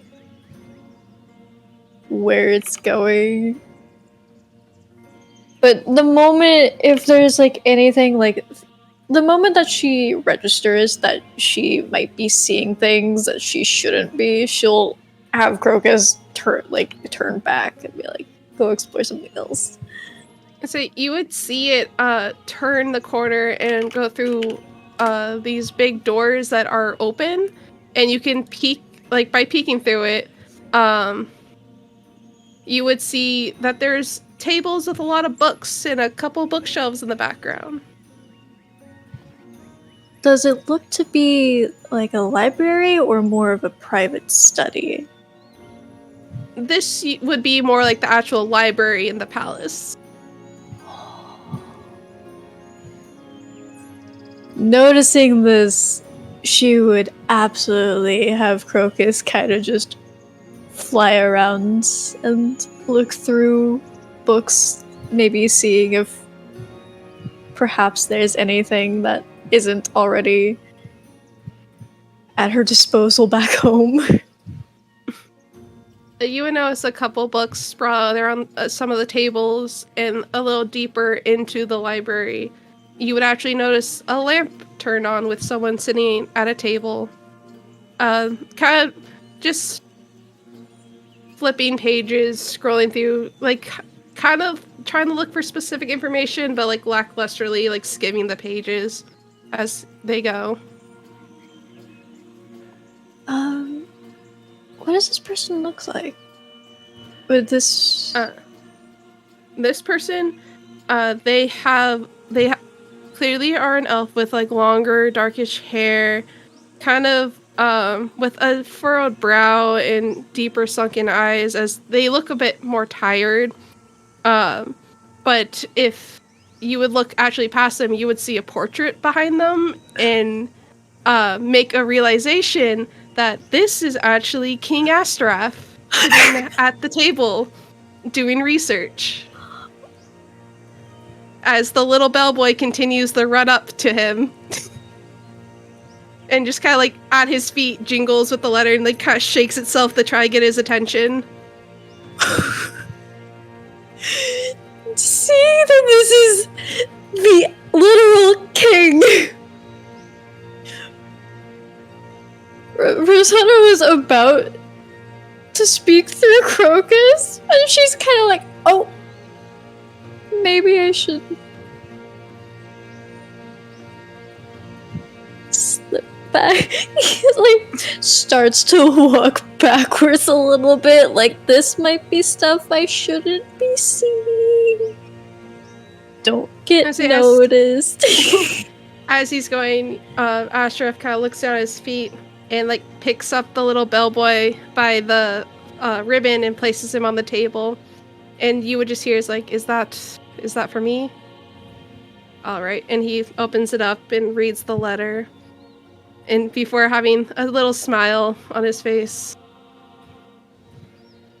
All right. I guess that'll be it for the night. Before he pockets the little bellboy and turns off his lamp and proceeds to head out around the same time as your little pseudo dragon is already like in the doorway leaving.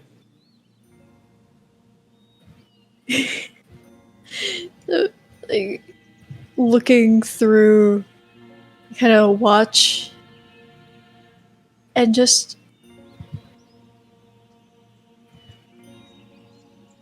out of curiosity, she'll have Crocus at least go look to see what book he was reading before going back. Like, yeah, so you see that he is reading a book about sort of the history of Azuria, just trying to get like a better understanding of the page that he was on was more like specifically talking about the previous rulers and kind of what led to them getting into power.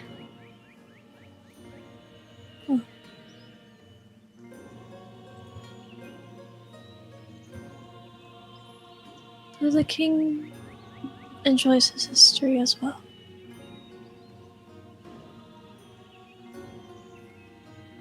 Alright. Come back, Crocus. It's getting late. And He would make his way back to you, no problem. yeah, at that point she would stop perceiving through him just as a. So she can hear her surroundings now, like her actual surroundings. And then we will go to Forest and see what you have been exploring. Is there anything you were looking for in particular in the palace?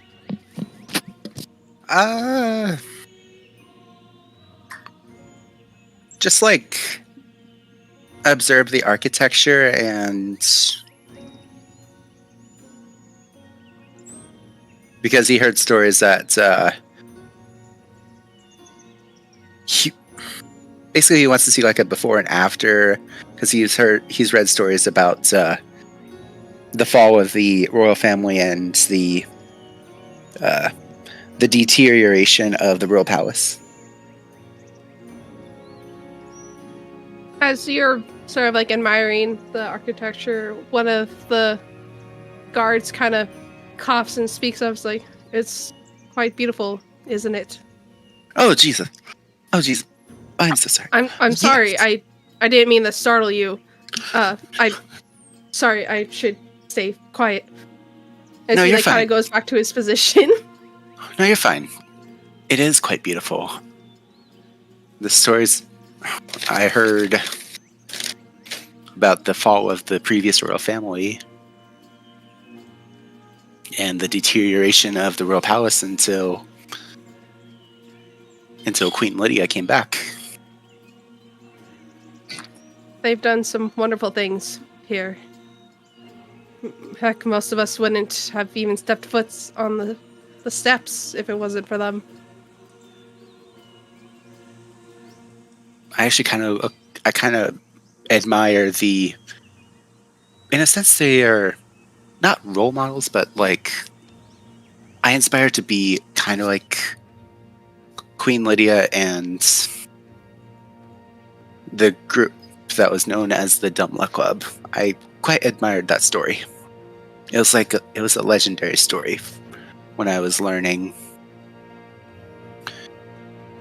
When I was some in school. big shoes to fill. Yeah. It is quite beautiful.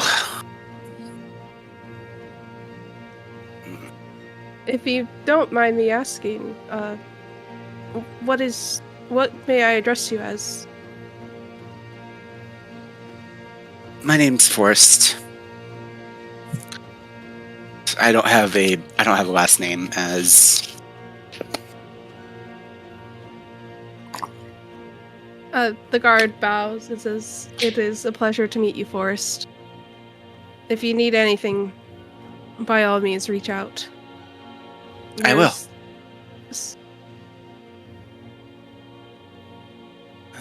Are you looking for anything? Can I help guide you anywhere?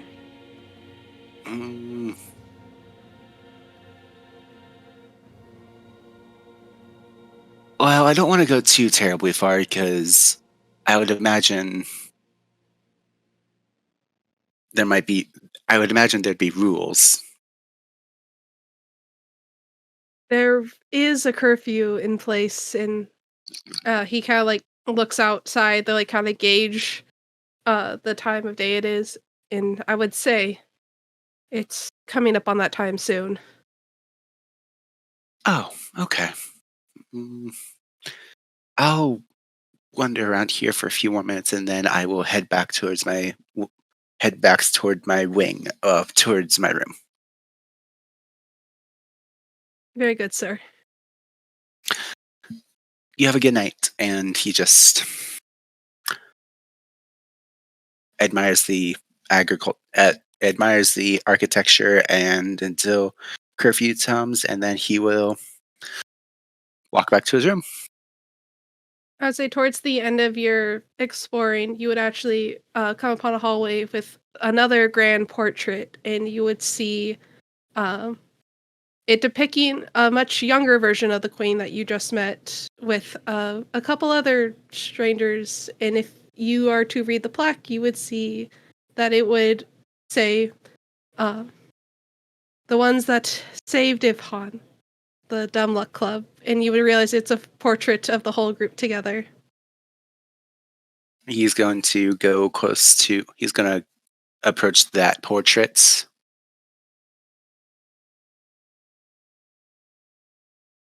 And just admire it.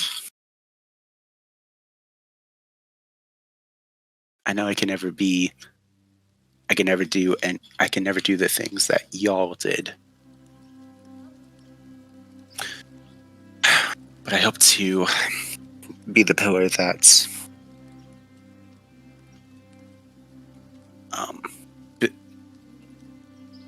hope to be the pillar that bridges the lower class to the higher class. And we just become a brighter future.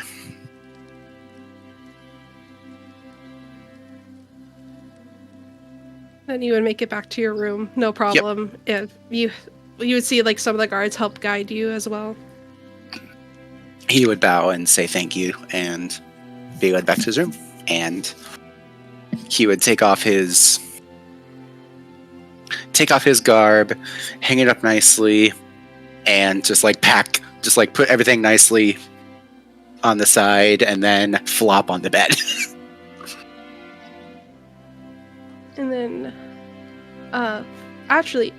Maddie, as you get back to your room, yes. As you open the door, you would see sitting on the edge of your bed, enjoying a hot meal, Phantom, as he turns to look at you and says, "Welcome back, sir."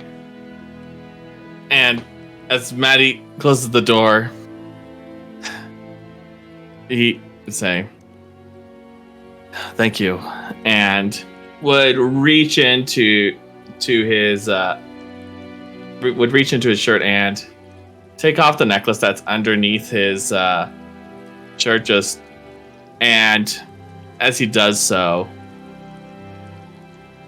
he becomes his much more natural state, as he still has the facial hair and everything, but his face becomes a little bit more sharper in features.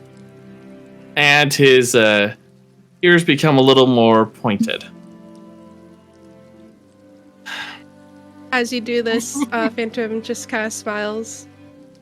"I much prefer this look on you." And that's where we're gonna cut session, because it's time.